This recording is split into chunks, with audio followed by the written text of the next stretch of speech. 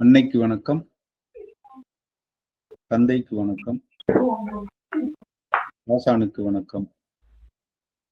அஞ்சு முகம் தோன்றில் ஆறுமுகம் தோன்றும், நெஞ்சமரில் அஞ்சலென வேல் தோன்றும், நெஞ்சில் ஒருகால் நினைக்கின் இருகாலும் தோன்றும், முருகா என்று ஒருவார். வாழ்க வளமுடன். எல்லாரும் நல்லா இருப்பீங்க. இந்த ஜோதிட கலை உங்களுக்கு பெயரும் புகழும் பெரும் செல்வமும் தரட்டும். வாழ்க வளமுடன். வாழ்க.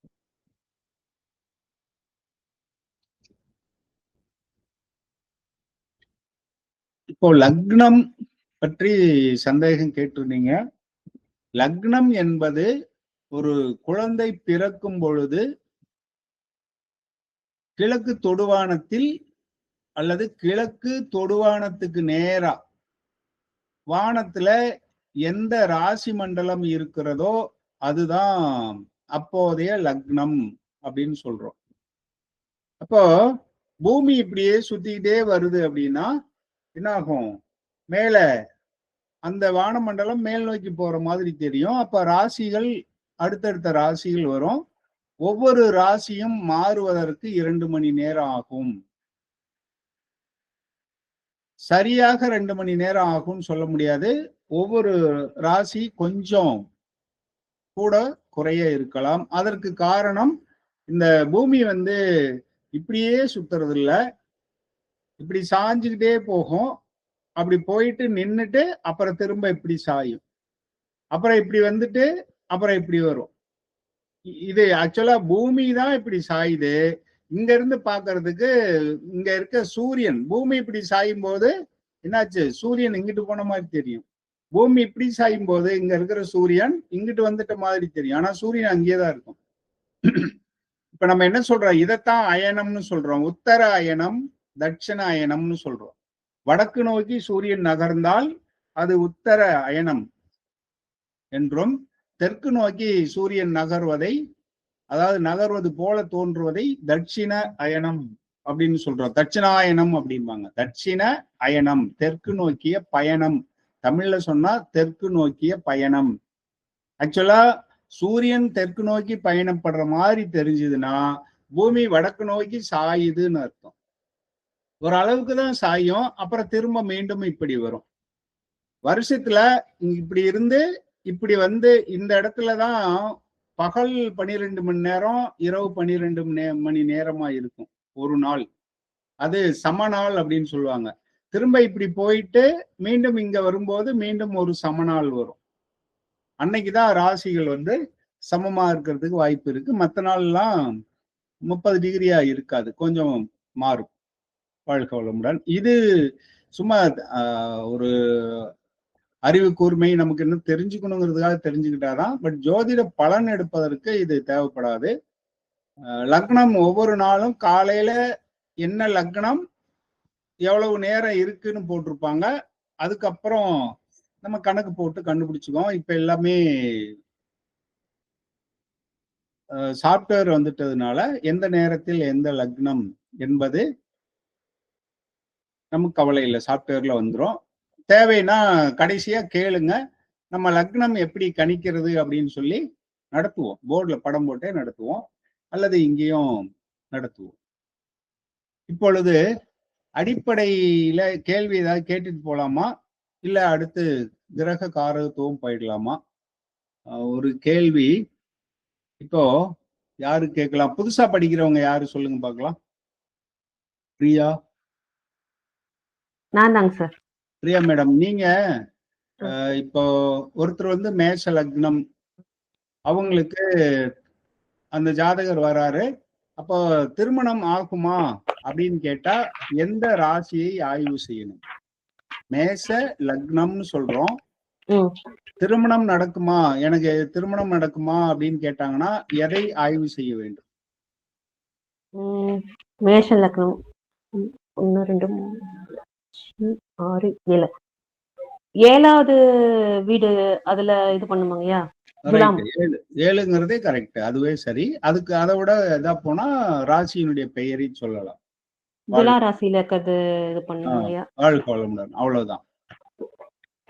இன்னொரு டவுட், இப்போ குரு அணி அசுரர் அணின்னு சொன்னீங்க இல்லைங்கய்யா. குரு அணி சுக்கிர அணி. அசுர அணிங்கிறது கரெக்ட் தான், இருந்தாலும் சுக்கரணி சுக்கிர அணி. சுக்கரணிங்களா அது? குரு அணி சுக்கிர அணி. சரிங்கய்யா. அதுல சூரியன், சந்திரன், செவ்வாய், குரு இருக்காங்க. இப்ப சுக்கிரன் வந்து அசுப கிரகங்களா, அதாவது பகை கிரகங்களா, இல்ல குரு அணியில அவர் வருவாருங்களையா? ஏன்னா அவரும் வந்து நல்லது செய்வாரு அப்படிங்கிற மாதிரி. அதாவது அணி வேற, சுபர் பாவர் என்பது வேறு. சுபர் சுக்கிரன் ஒரு சுபர், குருவும் சுபர் தான். ஆனா அணி வந்து வேற வேற அணி 2 பேரும். இங்க இருக்கவங்க எல்லாரும் நல்லவங்கன்னு சொல்ல முடியாது. குரு அணியில செவ்வாய் இருக்காரு, அவரை பாவ கிரகம்னு சொல்லுவோம். சுக்கிரன் அணியில சுக்கிரன் சுபகிரகம் தான். சுக்கிரன் சுபகிரகம் தான். சரிங்க சரிங்க. சுபர் பாவர் அப்படின்னு தான் வருவோம். சுபர்ல வந்து சுக்கிரன், சனி, புதன் 3மே இருக்காருங்கய்யா? இல்ல, சுக்கிர அணி என்பது நீங்க சொன்ன 3ம். அதாவது 2 டீம் இருக்கு, 2 கபடி டீம் இருக்குன்னு வச்சுங்க. அது நல்லவங்க பாதி பேர் இருப்பாங்க, கெட்டவங்க பாதி பேர் இருப்பாங்க, அது மாதிரி. குரு அணியில குரு சுபர், குரு மட்டும்தான் முழு சுபர். சரிங்க ஐயா, அது மட்டும் சொல்லுங்க, கொஞ்சம் சொல்லுங்க, எழுதிக்கிறேன்.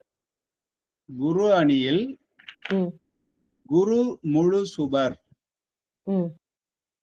சில பேரை நம்ம என்ன சொல்லுவோம், அவன் நல்லவன் தான் இருந்தாலும் சில நேரத்துல அப்படின்னு சொல்லுவோம் இல்லையா?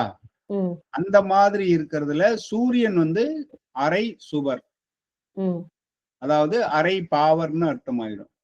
சரிங்க. செவ்வாய் முக்கால் பாவர் அப்படிம்பாங்க, அதாவது கால் சுபர் அப்படின்னு எடுத்துக்குவோம். யார் அதுல மிச்சம் இருக்காங்களா? சந்திரன் பௌர்ணமியில முழு சுபர், அமாவாசையில முழு அசுபர். அப்ப பாத்துக்குங்க எப்படி மாத்தி கொண்டு வரணும்னு. பொதுவா எப்படி சொல்லுவாங்கன்னா, வளர்பிறையில சுபர், தேய்பிறையில அசுபர்னு சொல்லுவாங்க. அப்படி எடுக்காதீங்க. துல்லியமா பலன் வரணும்னா, முழு ஒளி இருக்கும் பொழுது அவரு குரு அளவிற்கு முழு சுபர், அமாவாசையா இருக்கும்போது சனி அளவிற்கு பாவர். அப்போ திதி, அதாவது பிறை மாற மாற அவரு கொஞ்சம் கொஞ்சமா மாறிட்டு வர்றாருன்னு எடுத்துக்கணும். பாவர்னா பாவ கிரகம், பாவ கிரகம். சில பேர் பாபர் அப்படிம்பாங்க, நமக்கு உச்சரிப்பு பாவர்னா எளிமையா இருக்குங்கிறதுனால அதை அப்படி சொல்லிக்கிறோம். பாவம்னு தான் சொல்றோம், பாபம்னு சொல்றது இல்ல, பாவம்னு சொல்றோம். அதனால அதையே பாவர் அப்படின்னு சொல்றோம்.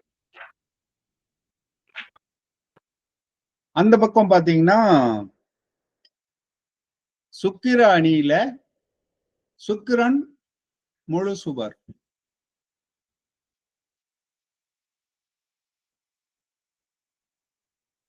ஆனா குரு அளவுல பாத்தீங்கன்னா பாதி தான்.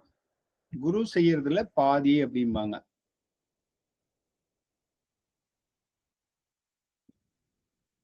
அதுக்கு நமக்கு புரியணுன்றதுக்காக என்ன சொல்லியிருப்பாங்கன்னா,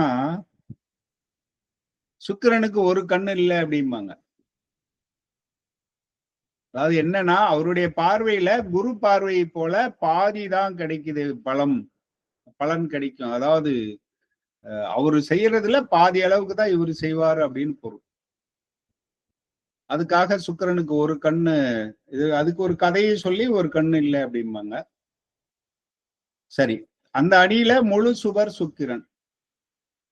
சனி முழு பாவர்,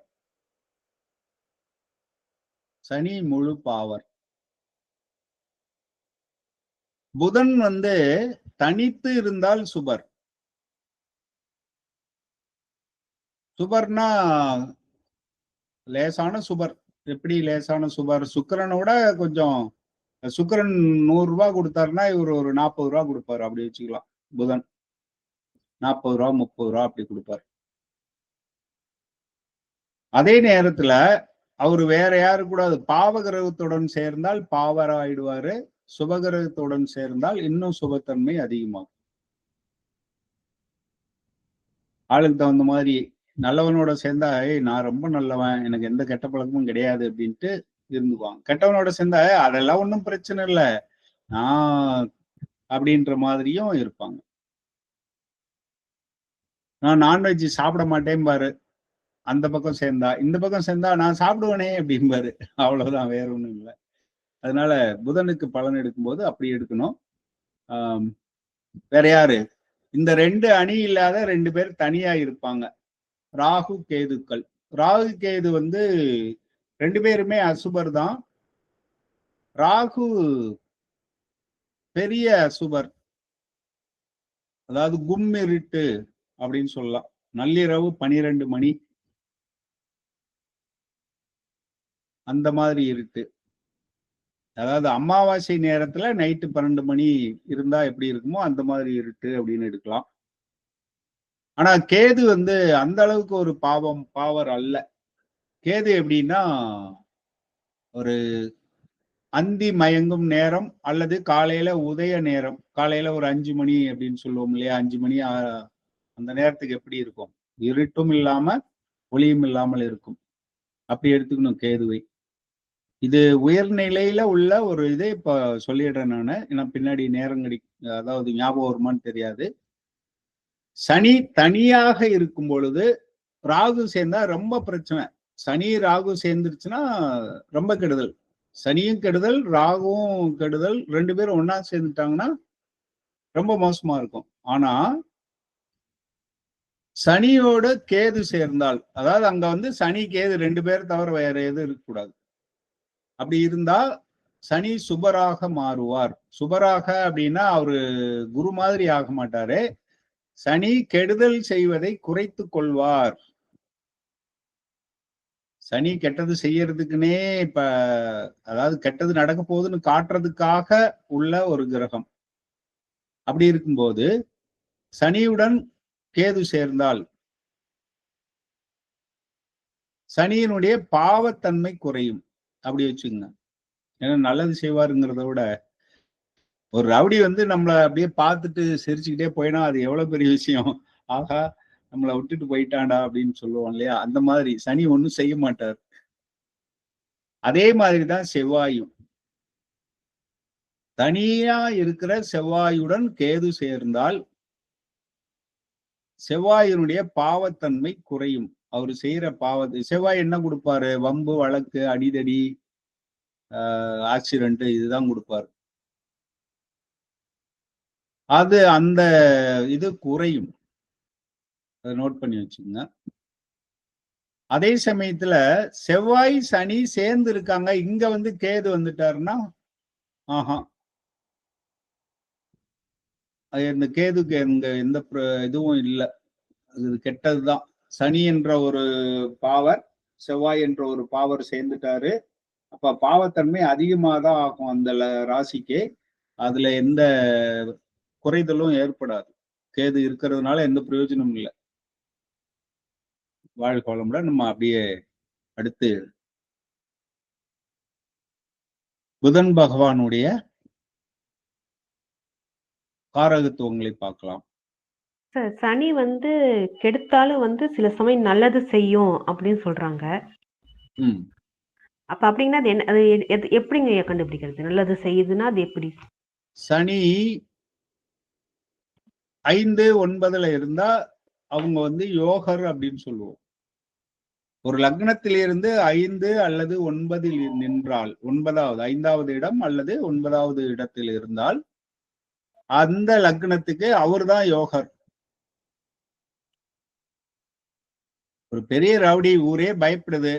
ஆனா ஒரு பொண்ணுக்கு அவர் தான் தாய் மாமன்னு வச்சுக்கோங்க. அந்த பொண்ணுக்கு எங்க போனாலும் பயமே இல்லை இல்லையா? ஏன்னா அவருடைய கடமை, ஏய் நான் தான் மாமன், ஏதாவது பிரச்சனைனா எனக்கு ஒரு போன் மட்டும் பண்ணு அப்படின்னு சொல்லியிருப்பாருல்ல, அந்த மாதிரி. நன்மை செய்ய வேண்டிய கடமை இருக்கும். சில லக்னங்களுக்கு அவரு நன்மையாக, உதாரணத்துக்கு மிதுனத்துக்கு 9வது இதா வருவார் இல்லையா? மிதுன லக்னம்னு எடுத்தீங்கன்னா 7வது தனுசு வரும், 8 மகரம், 9 கும்பம். கும்பத்துக்கு சனிதான் அதிபதி. அப்ப சனி நன்மை செய்ய வேண்டிய கட்டாயத்துல இருக்காரு.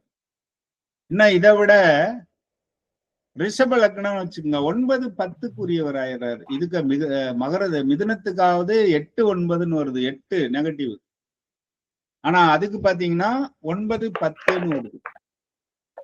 10 ஜீவனஸ்தானம், 9 அப்போ ரிஷப லக்னம் பாத்தீங்கன்னா சனி சூப்பரா பண்ணுவார். தர்ம கர்மாதிபதி அப்படின்னு சொல்லுவாங்க. தர்மாதிபதி கர்மாதிபதி. கர்மம்னா ஜீவனத்தை தருபவர் சனி.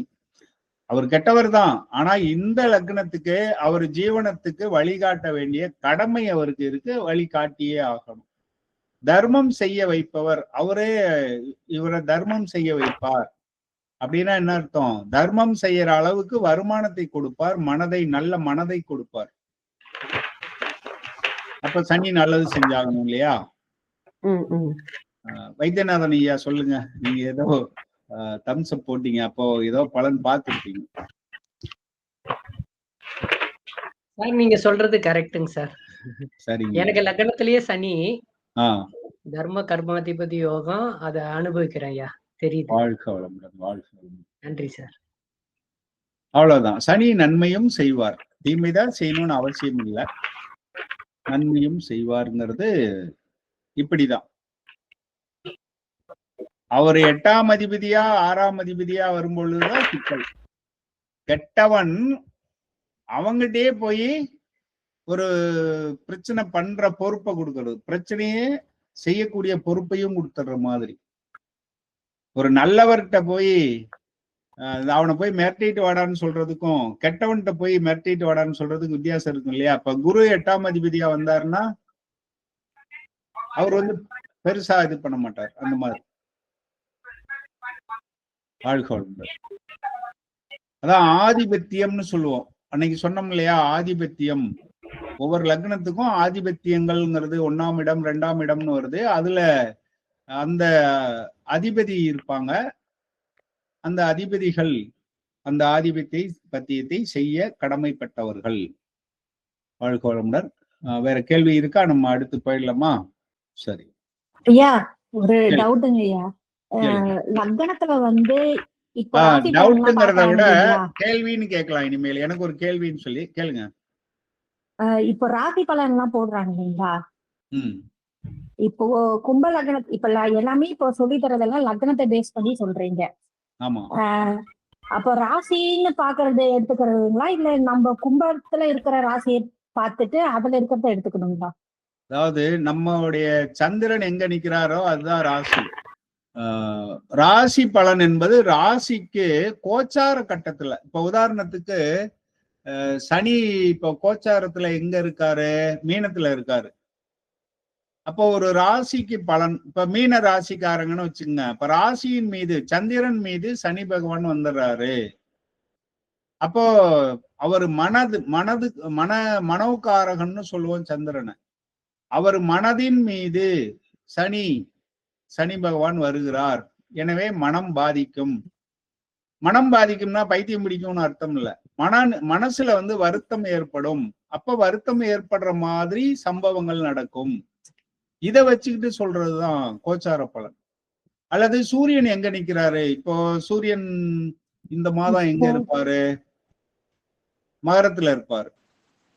அப்போ அந்த ராசிக்கு சூரியன் 11ல வந்திருக்காரு. அப்ப சூரியன் சார்ந்த காரகங்கள்லாம் இவங்க லாபமாக இருக்கும். மீன லக்னக்காரர்களுக்கு சூரியன் 11ல் இருப்பதால் தந்தையால் லாபம். அப்படியே கதை சொல்லிட்டே போக வேண்டியதுதான்.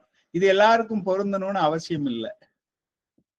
ஏன்னா அவங்களுக்கு 9ஆம் அதிபதி வேற மாதிரி இருப்பாரு. சூரியனை மட்டும் வச்சு சொல்லிட்டு போவாங்க இவங்க இல்லையா?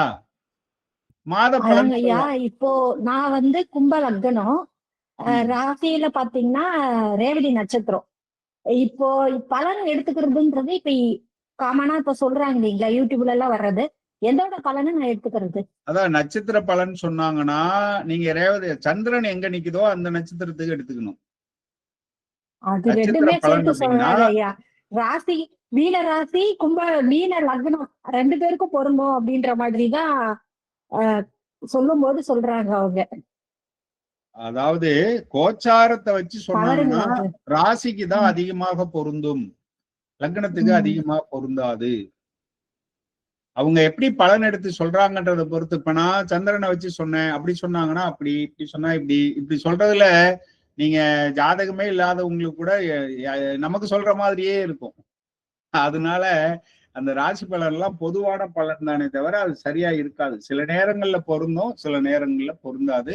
ராசி பலன், யூடியூப் ராசி பலன் எல்லாம் நிறைய செய்து பார்க்காதீங்க, ஏமாற வேண்டாம். வாழ்க்கை வளமுடன். நல்லது நினைங்க, நல்லதே நடக்கும்.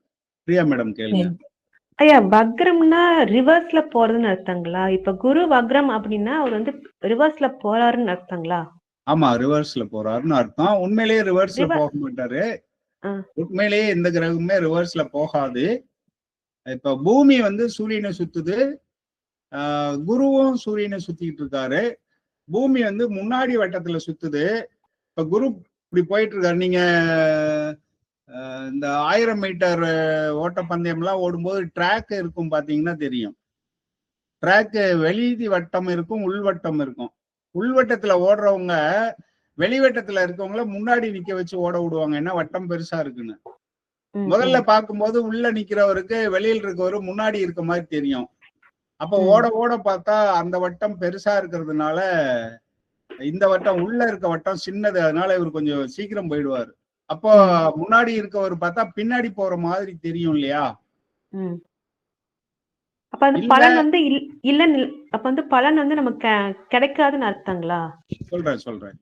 அப்படி இல்லைன்னா ட்ரெயின், ரயில்வே ஸ்டேஷன் இருக்கு, நம்ம ட்ரெயின்ல போயிட்டு இருக்கோம், ட்ரெயின் போகுது, ஆனா நமக்கு பார்த்தா ரோட்ல இருக்க மரங்கள் பின்னோக்கி போற மாதிரி தெரியும். அந்த மாதிரி ஒரு தோற்றம் தான். மரம் உண்மையிலேயே அங்க இருக்கு, நம்ம போறதுனால அப்படி தெரியுது.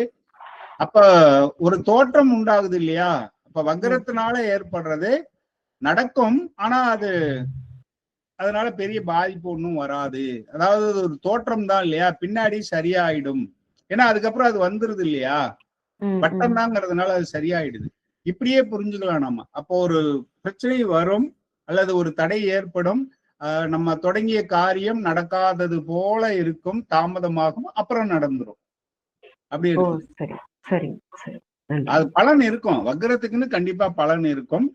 இதுக்கு கூட எப்படி சொல்றாங்க அப்படின்னா, நம்ம முன்ன வந்து விட்டுட்டு வந்துட்டோம் முன் ஜென்மத்துல. எல்லாம் நம்ம கற்பனைகள் தான். முன் ஜென்மத்தை பார்த்தது யாரு, பின் ஜென்மத்தை பார்க்க போறது யாரு, அது தெரியாது.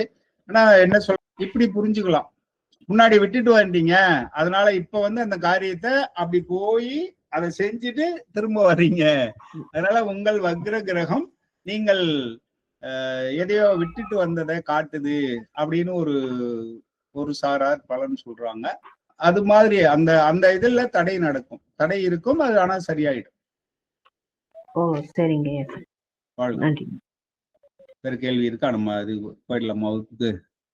சந்தேகம் கேளுங்க. ஒரு நாள் 2 நாள் எக்ஸ்ட்ரா எடுக்கிறதுல நான் வந்து ஒன்றும் சங்கடப்பட போறது இல்லை. ஆனா பலன் எடுக்கிறதுக்கு ஓரளவுக்கு தைரியம் வரணும் அப்படிங்கிறது தான். ஆனா முழுசா எப்போ எடுப்போம் அப்படின்னா, ஜாதகம் நிறைய ஜாதகத்தை பார்த்துட்டு நடத்துற யாருமே வந்து முழுசா சொல்லிட மாட்டாங்க. சொல்லக்கூடாதுன்னு இல்லை, அவ்வளவையும் சொல்லிட முடியாது, அந்த நேரத்துல ஞாபகம் வராது. அதனால நம்மளே வந்து ஜாதகத்தை பார்க்கும்போதுதான் இந்த ஜாதகத்துல எப்படி இருக்கு, ஆமா இந்த விதி இங்க பொருந்ததுன்னு அப்பதான் ஞாபகமே வரும். இல்லைன்னா நடத்துனது எல்லாம் மனசுல நிக்காது, மனப்பாடம் பண்றதும் சரியா இருக்காது. சரி, இப்போ புதன் பகவானை வணங்கி அவருடைய காரகத்துவங்கள் பார்க்கலாம்.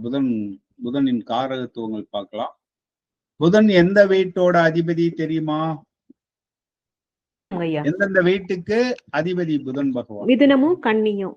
மிதுனமும் கன்னியும், அவ்வளவுதான். மிதுனமும் கன்னியும் புதனுடைய ஆட்சி வீடுகள். அது தொடர்ந்து பார்ப்போம். புதனுக்கு நம்ம கடவுள் அப்படின்னு சொன்னா யாரை வணங்கலாம்னு பாத்தீங்கன்னா, நின்ற கோலத்தில் உள்ள விஷ்ணு அல்லது பெருமாள் அப்படின்னு சொல்லுவோம். அதை ஞாபகம் வச்சுங்க முக்கியமா. இப்போ புதன் பகவான் தன்னை பற்றிய காரகங்களை நமக்கு முழுவதும் புரிய வைக்க வேண்டும்.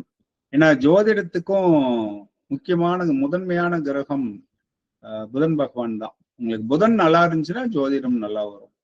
அதோடு கேது பகவான், புதன் தான் ரொம்ப முக்கியம். வாழ்க வளமுடன். பாலினம், இது எல்லாரும் புதனுக்கு என்ன சொல்லுவாங்க அப்படின்னா அலின்னு சொல்லுவாங்க. அந்த வார்த்தையை நாம பயன்படுத்த வேண்டாம், உண்மையான பொருள் அது அல்ல.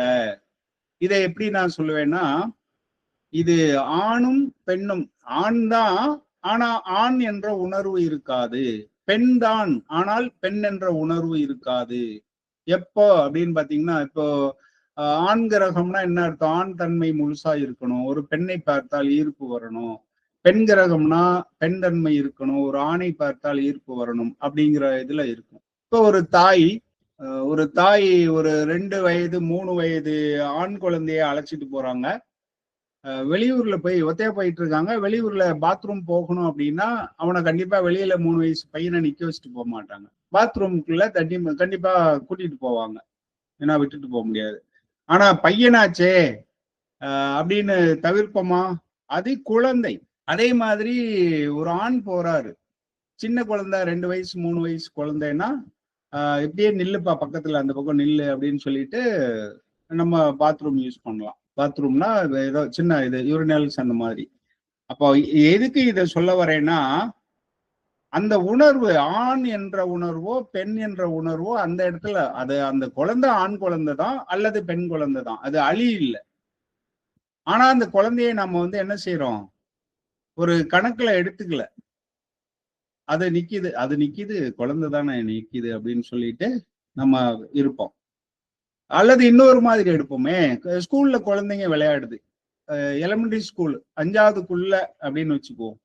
அந்த காலத்துலன்னா 10வது வரையில, நாங்க படிச்ச காலத்துலன்னா 10th வரையிலுமே சொல்லலாம். ஆனா இப்போ காலம் மாறிடுச்சு. 5வது வரையிலும் விளையாடும் போது என்ன பண்ணுவாங்க, இப்ப 12வதுன்னா பையனும் பொண்ணும் கட்டி பிடிச்சு விளையாட முடியாது. ஆனா 5வது குழந்தைங்கன்னா உருண்டுகிட்டு விளையாடும், ஒன்னாதான் விளையாடுங்க. அவங்களுக்கு வந்து ஆண் தான் பெண் தான், ஆனா அந்த ஆண் என்ற பால் உணர்வு பெண் என்ற பால் உணர்வு இருக்காது. அப்ப இந்த நிலை, குழந்தை நிலை, பால் உணர்வு இன்னும் வெளிப்படாத நிலை, பால் உணர்வு இல்லாத நிலை கூட சொல்லக்கூடாது. நல்ல கவனமா இந்த வார்த்தையை நான் சொல்றேன், கவனிங்க. பால் உணர்வு இல்லைங்கிறது வேற, பால் உணர்வு வெளிப்படாத நிலை அப்படின்றது வேற. சோ இங்க வந்து பால் உணர்வு வெளிப்படாத நிலை. அதனாலதான் புதனுக்கு சொல்லும் போது அது ஆண் கிரகத்தோடு சேர்ந்தால் ஆணாகவும், பெண் கிரகத்தோடு சேர்ந்தால் பெண்ணாகவும் செயல்படும் அப்படின்னு புரிஞ்சுக்கணும். அதனால அலிகிரகம் என்பதை நம்முடைய மாணவர்கள் பயன்படுத்த வேண்டாம். அது குழந்தை அப்படின்னு எடுத்துக்கலாம். ஆண் வீட்டில் இருக்கும்போது ஆண் ஆகவும், பெண் வீட்டில் இருக்கும்போது பெண்ணாகவும், அல்லது ஆண் கிரகத்துடன் சேரும்போது ஆணாகவும், பெண் கிரகத்துடன் சேரும்போது பெண்ணாகவும் நடந்து கொள்ளும். இப்ப நம்ம சொன்ன உதாரணத்திலே தெரியும், அப்பா கூட போச்சுன்னா அது ஜென்ஸ் எல்லாம் இருக்க பக்கம் தான் அது அந்த பெண் குழந்தை போயிட்டு இருக்கும்.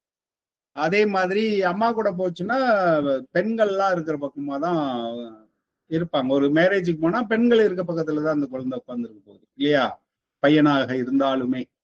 இப்படிதான் அந்த குழந்தையாக நம்ம ட்ரீட் பண்ணணும். பெயர்கள் அப்படின்னு பாத்தீங்கன்னா பெரும்பால் பெயர்கள் எல்லாம் வரும். 1, 5, 9ல புதன் இருந்தாருன்னா அவங்க பெயர் வந்து பெருமாள் சார்ந்து இருக்கும். அடுத்து இளமை, நம்ம முன்னாடியே சொன்னோம் இல்லையா, குழந்தைன்னு சொன்னோம். அப்ப இளைய, சின்ன அப்படின்லாம், சின்னன்னு வந்துச்சுன்னா அது சனி பகவான் வந்துருவாரு, சின்னசாமின்னு வந்துச்சுன்னா அது சனி பகவான் ஆதிக்கம் இருக்கும். ஆனா இளைய பெருமாள், அந்த மாதிரி இளையராஜா இப்படி எல்லாம் வந்துச்சுன்னா புதனுடைய ஆதிக்கம் இருக்கும். இப்படிதான் ஒரு வகுப்பல் நடத்திட்டு, அப்ப இளையராஜா ஜாதகம் நான் பார்க்கல, இளையன்னு வருது, புதன் ராஜானா சூரியன், அதனால சூரியனும் புதனும் இணைந்திருக்கும், நாளைக்கு ஜாதகத்தை பார்த்துட்டு வரலான்னு சொல்லிட்டு வந்து ஜாதகம் பார்த்தோம்னா அவருக்கு சூரியன் புதன் இணைவு இருந்துச்சு. வாழ்க்கை. அப்ப வாணி, கல்விக்கு காரகன் புதன் அப்படிங்கிறதுனால வாணி, மரகதம் பச்சை, மரகதம்னா பச்சைன்னு அர்த்தம், பச்சை கல்லு. அதனால புதனுடைய நிறம் பச்சை, மரகதம் என்ற பெயரும் புதனை குறிக்கும். சௌமியா, இந்த மாதிரி நிறைய வரும். இதுல இன்னொன்னு புதன் சம்பந்தப்பட்டுச்சுன்னா, 2 அப்பானா எப்படி வேணாலும் இருக்கலாம். ஒரு அப்பா வந்து டைவர்ஸ் ஆகி இன்னொரு கல்யாணம் ஆகி அங்க இன்னொரு அப்பா கூட வளரலாம், ஒண்ணு. இன்னொன்னு 2 வீட்டில் வளர்தல்.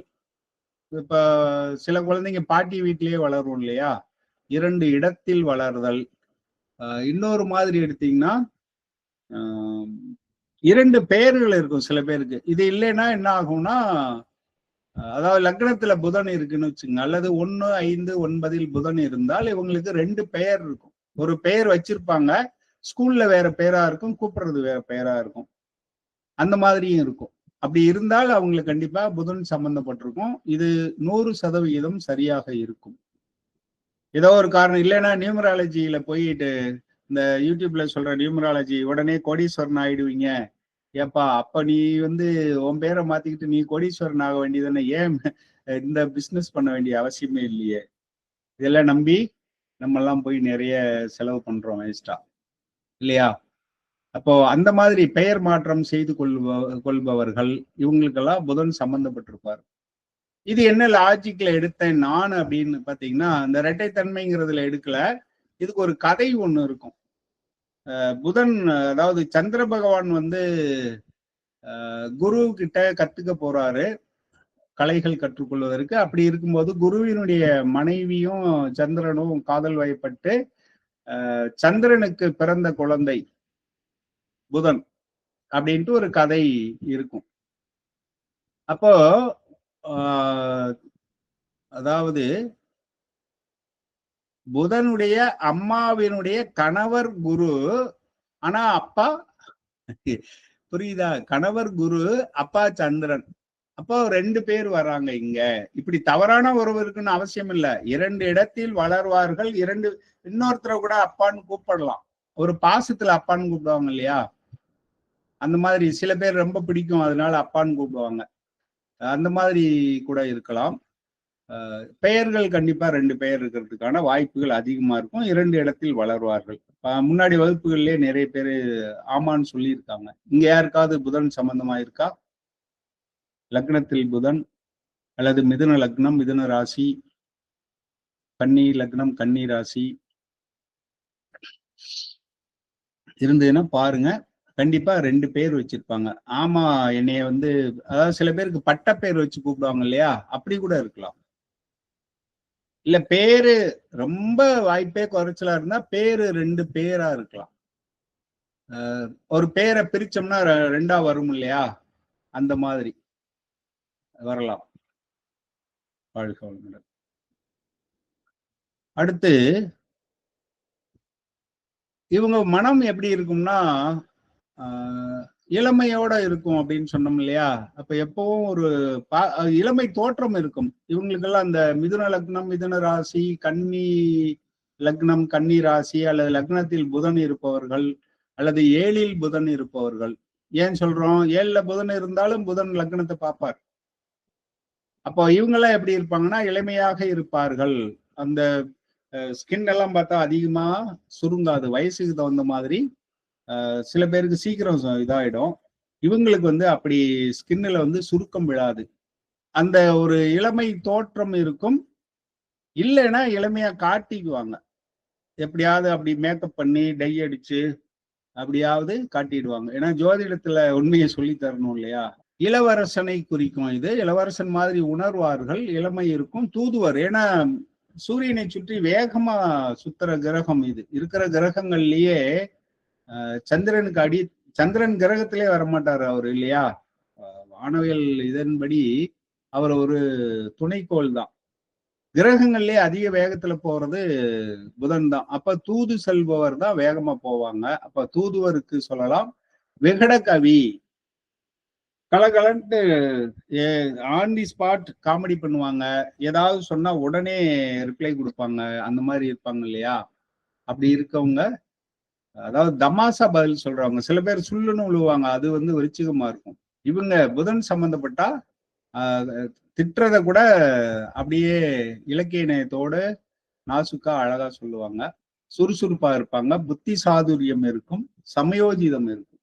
புதன் இடத்துக்கு தகுந்த மாதிரி தன்னை மாற்றிக்கொண்டு யோசித்து பிரச்சனைகளை சிக்காம வரும், பிரச்சனைகளை தீர்த்து வைக்கும். சமாதானம் செய்யறதுக்கு இவங்களை பயன்படுத்திக்கலாம். எப்படியாவது சமாதானப்படுத்திட்டு வந்துருவாங்க. மிதுன லக்னமும் கன்னி லக்னமும். மிதுனம் இதுல ரொம்ப முக்கியமாக இருக்கும். கன்னி கூட கொஞ்சம் கணக்கு பார்க்கும். மிதுனம் எப்படின்னா உண்மையிலேயே அந்த கொஞ்சம் பக்தி கலந்ததாக இருக்கும். கணக்கு இவங்களுக்கு நல்லா வரும். புதன் சம்பந்தப்பட்டா கணக்கு வரும்.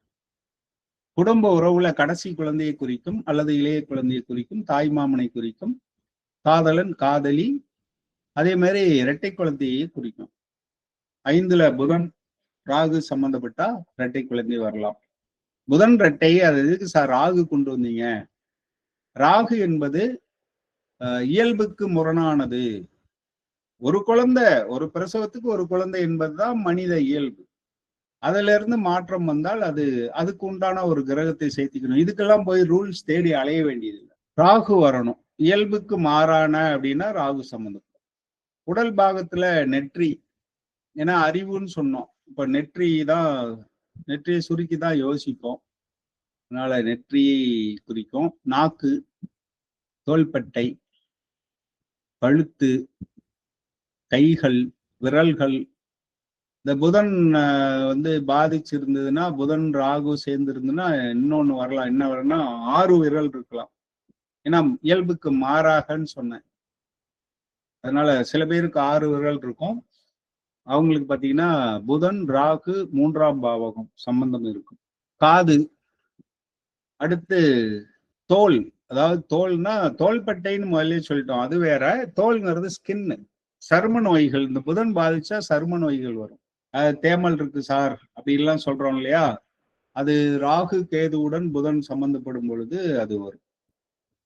நரம்பு மண்டலத்தை புதன் தான் குறிப்பார். ஏன்னா தகவல் தொடர்பு அவர் தானே. அதனால உடல் பாகங்கள்ல இருந்து மூளைக்கு தகவலை கடத்துவது நரம்பு மண்டலம்.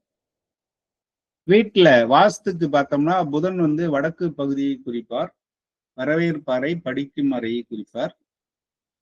சமுதாயத்துல இவர் மாணவர்களை குறிப்பார். மாணவர்கள் ஏதாவது ஒரு பலன் பார்க்கணும்னா புதன் சம்பந்தப்பட்டு வருதுன்னா மாணவர்கள்னால பிரச்சனை அல்லது மாணவர்களுக்கு உதவி செய்யணும் அப்படின்ற மாதிரி வரலாம். கான்ட்ராக்டர் எல்லாம் இருக்காங்க இல்லையா, அவங்களுக்கு புதன் சம்பந்தப்பட்டிருப்பார். புதன் நல்லா இருப்பார். சம்பந்தப்பட்டிருப்பார்னா என்ன அர்த்தம்னா தொழில் ஸ்தானத்துடன் புதன் சம்பந்தப்படுவார். புதன் நல்லா இருப்பாரு. இது 2 வகையில எடுக்கணும். புதன் நல்லா இருக்கணும்.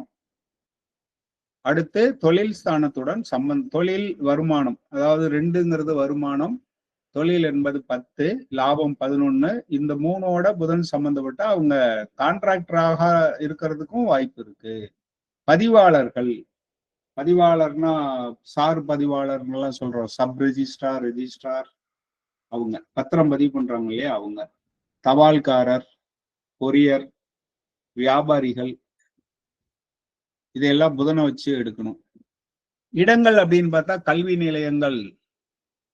ஒரு பொருள் காணாம போச்சு, அது எங்க இருக்குன்னு ஒரு பிரசன்னம் போடுறோம் அப்படின்னா, பிரசன்னத்துல புதன் சம்பந்தப்படுது அப்படின்னா அங்க என்ன பண்ணணும், இது ஸ்கூலுக்கு போனியாப்பா, ஸ்கூல்ல விட்டுட்டு வந்துட்டியா, லைப்ரரி போனியா, போஸ்ட் ஆபீஸ் போனியான்லாம் கேட்கலாம். அதான் இடம் அப்படின்னா, வசிப்பிடம்னா இந்த இடத்தை குறிக்குது.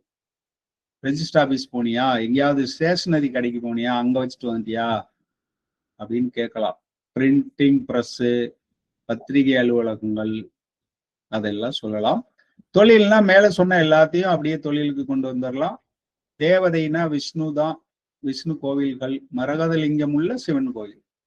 மரகதம் புதன், அதனால மரகதலிங்கம். புதனுக்கு வழிபாடு நீங்க விஷ்ணு நின்ற கோலத்தில் உள்ள விஷ்ணுவை வணங்கலாம்.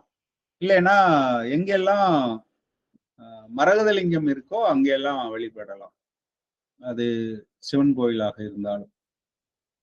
தத்துவம் உபயம், வாதம். நோய் அறிதல்ல புதன் பாதிக்கப்பட்டிருந்தா வாத நோய் வரும் அப்படின்னு எடுத்துக்கணும். நிலம், நிலத்துக்கு காரகனா இருப்பாரு. தாமசம், தாமச குணம், ஜீவன். உலோகம்ல பித்தளை, தானியத்துல பாசி பயிறு, பச்சை பயிறு. சுவையில துவர்ப்பு சுவை, நிறம் பச்சை, முன்னாடியே சொல்லிட்டோம். இந்த கருப்பு சிலது பச்சை மாதிரி தெரியும், மின்னும் அப்படியே, அந்த மாதிரி இருந்தாலும் அது புதனை குறிக்கும். ரத்தின கற்கள்ல பச்சை கல்லுன்னு சொல்லுவோம் இல்லையா, இதான் கிரீன் எமரால்டு. வாகனம், குதிரை, நரி, தந்திரம் மிக்குதுங்கிறதுனால நரியை சொல்றோம். மிருகம்ங்கிற குதிரையை சொல்லிடுறோம். தாவரம் அப்படின்னு பார்த்தா இவருக்கு உரியது வந்து நாயுருவி தான். பஞ்சாங்கத்திலேயோ அல்லது புத்தகங்கள்ல சொல்லியிருக்கிறது. நம்ம பெருமாளுக்கு உகந்தது துளசி என்பதால துளசி பச்சையா இருக்குன்றதுனாலையும் துளசின்னு எடுத்துக்கிறோம். வெண்காந்தல் மலர், மலர்ல கிழமை புதன்கிழமை. இவர் எங்க ஆட்சி அடைவார் அப்படின்னு சொல்லிட்டு முன்னாடியே கேட்டுட்டோம். நீங்களும் சொல்லிட்டீங்க. மிதுனம் கன்னியில ஆட்சி, கன்னியிலேயே உச்சமடைவார். அப்போ நீச்சமடைகிறது அங்கிருந்து 7வது வீட்டுல. எங்க உச்சமடையுதோ ஒரு கிரகம் அங்கிருந்து 7வது வீட்டுல நீச்சமடையும். மூலத்திரிகோணம் கன்னி தான். அப்ப கன்னிக்கு பாருங்க, ஆட்சி, உச்சம், மூலத்திரிகோணம் 3 இதுவும் அங்கேயே இருக்கு அவருக்கு. ஒவ்வொரு 10 டிகிரிலையும் 0ல இருந்து 10ல இருந்தா 1 அப்படின்னு வரும். அது இப்போ உங்களுக்கு கன்ஃபியூஸ் ஆகும் வேண்டாம். அங்க இருந்தா ஆட்சி உச்சம் அப்படின்னு வச்சுக்கோங்க. இவருக்கு யாராரு நட்புனா சூரியன் சுக்கிரன் நட்பு. சுக்கிரன் இவருடைய அணி. ஆனா சூரியன் எப்படின்னா அவர் கூடவே எப்பவும் சுத்திக்கிட்டு இருக்கிறதுனால சூரியனும் நட்பு, எதிரணியாக இருந்தாலும். சனியும் நட்புன்னு கொண்டு வரலாம், ஏன்னா அவங்க அணிங்கிறதுனால. பகை வந்து சந்திரன்டா பகை. இந்த கதை சொன்னோம் இல்லையா, அதனால சந்திரனை பிடிக்காது. எங்க அம்மா பேரை கெடுத்துட்டியடா அப்படின்னு ஞாபகம் வச்சுங்க. ஏன்னா சந்திரனுக்கு வந்து புதனை பிடிக்கும். அப்ப வந்து உங்களுக்கு கன்ஃபியூஷன் வரும். சந்திரனுக்கு புதன் நட்புங்கிறாங்க, ஆனா புதனுக்கு சந்திரன் பகைன்னு சொல்றாங்களே, அது என்ன? அது குழப்பமா இருக்கும் இல்லையா? அதனால இந்த கதையை ஞாபகம் வச்சுங்க. சந்திரனுக்கு புதன் நட்பு, ஆனா புதனுக்கு சந்திரன் பகை. சமம் அப்படின்னா செவ்வாய், குரு, சனி, ராகுக்கு இதெல்லாம் சமம். நட்சத்திரம் வந்து ஆயில்யம், கேட்டை, ரேவதி 3மே இவருடைய நட்சத்திரம். பார்வை 7ஆம் பார்வை. தான் நிற்கும் இடத்தில் இருந்து 7வது வீட்டை பார்ப்பார் அப்படி ஞாபகம் வச்சு. எந்த ஒரு கிரகத்துக்கும் 7ஆம் பார்வை அப்படின்னு சொன்னா எந்த ராசியில நிக்குதோ அங்க இருந்து 7வது ராசியை பார்க்கும். அதாவது 7வது ராசியில் உள்ள கிரகங்களை பார்க்கும் அப்படின்னு எடுத்துக்கலாம். திக்பலம்னு ஒரு கான்செப்ட் இருக்கு. அது வந்து லக்னத்துல நின்றால் புதனுக்கு திக்பலம். திக்னா திசைன்னு அர்த்தம். புதன் லக்னத்துல இருக்கிறது ஒரு பலம். அது எந்த ராசியா வேணா இருக்கலாம். மேச லக்னம்னாலும் சரி, லக்னத்துல புதன் இருந்தால் திக்பலம். பகைன்னு எதை சொன்னோம்? புதனுக்கு பகை வந்து செவ்வாயை சொல்றோம்னு வச்சுங்க. மேஷம் வந்து செவ்வாயினுடைய வீடு, பகை வீடு தான். ஆனா அது லக்னமாக இருந்தால், அங்க புதன் இருந்தால் அவருக்கு ஒரு பலம் கிடைக்கும். லக்னத்தில் இருந்தால் தசை வந்து 17 ஆண்டுகள். புதன் தசைனா 17 வருஷம் மொத்தம் இருக்கும். இது கோள்கள்ல இது சுப கோளா அப்படின்னா முன்னாடி நம்ம சொல்லிட்டோம். தனியாக இருந்தால் அவர் சுபர், வேற எந்த கிரகத்தோடும் சேராமல். எண்கணிதத்துல அதாவது நியூமராலஜில இவருக்கு நம்பர் 5. ஆசன வடிவம் அப்படின்னா அம்பு, ஈட்டி இதெல்லாம்.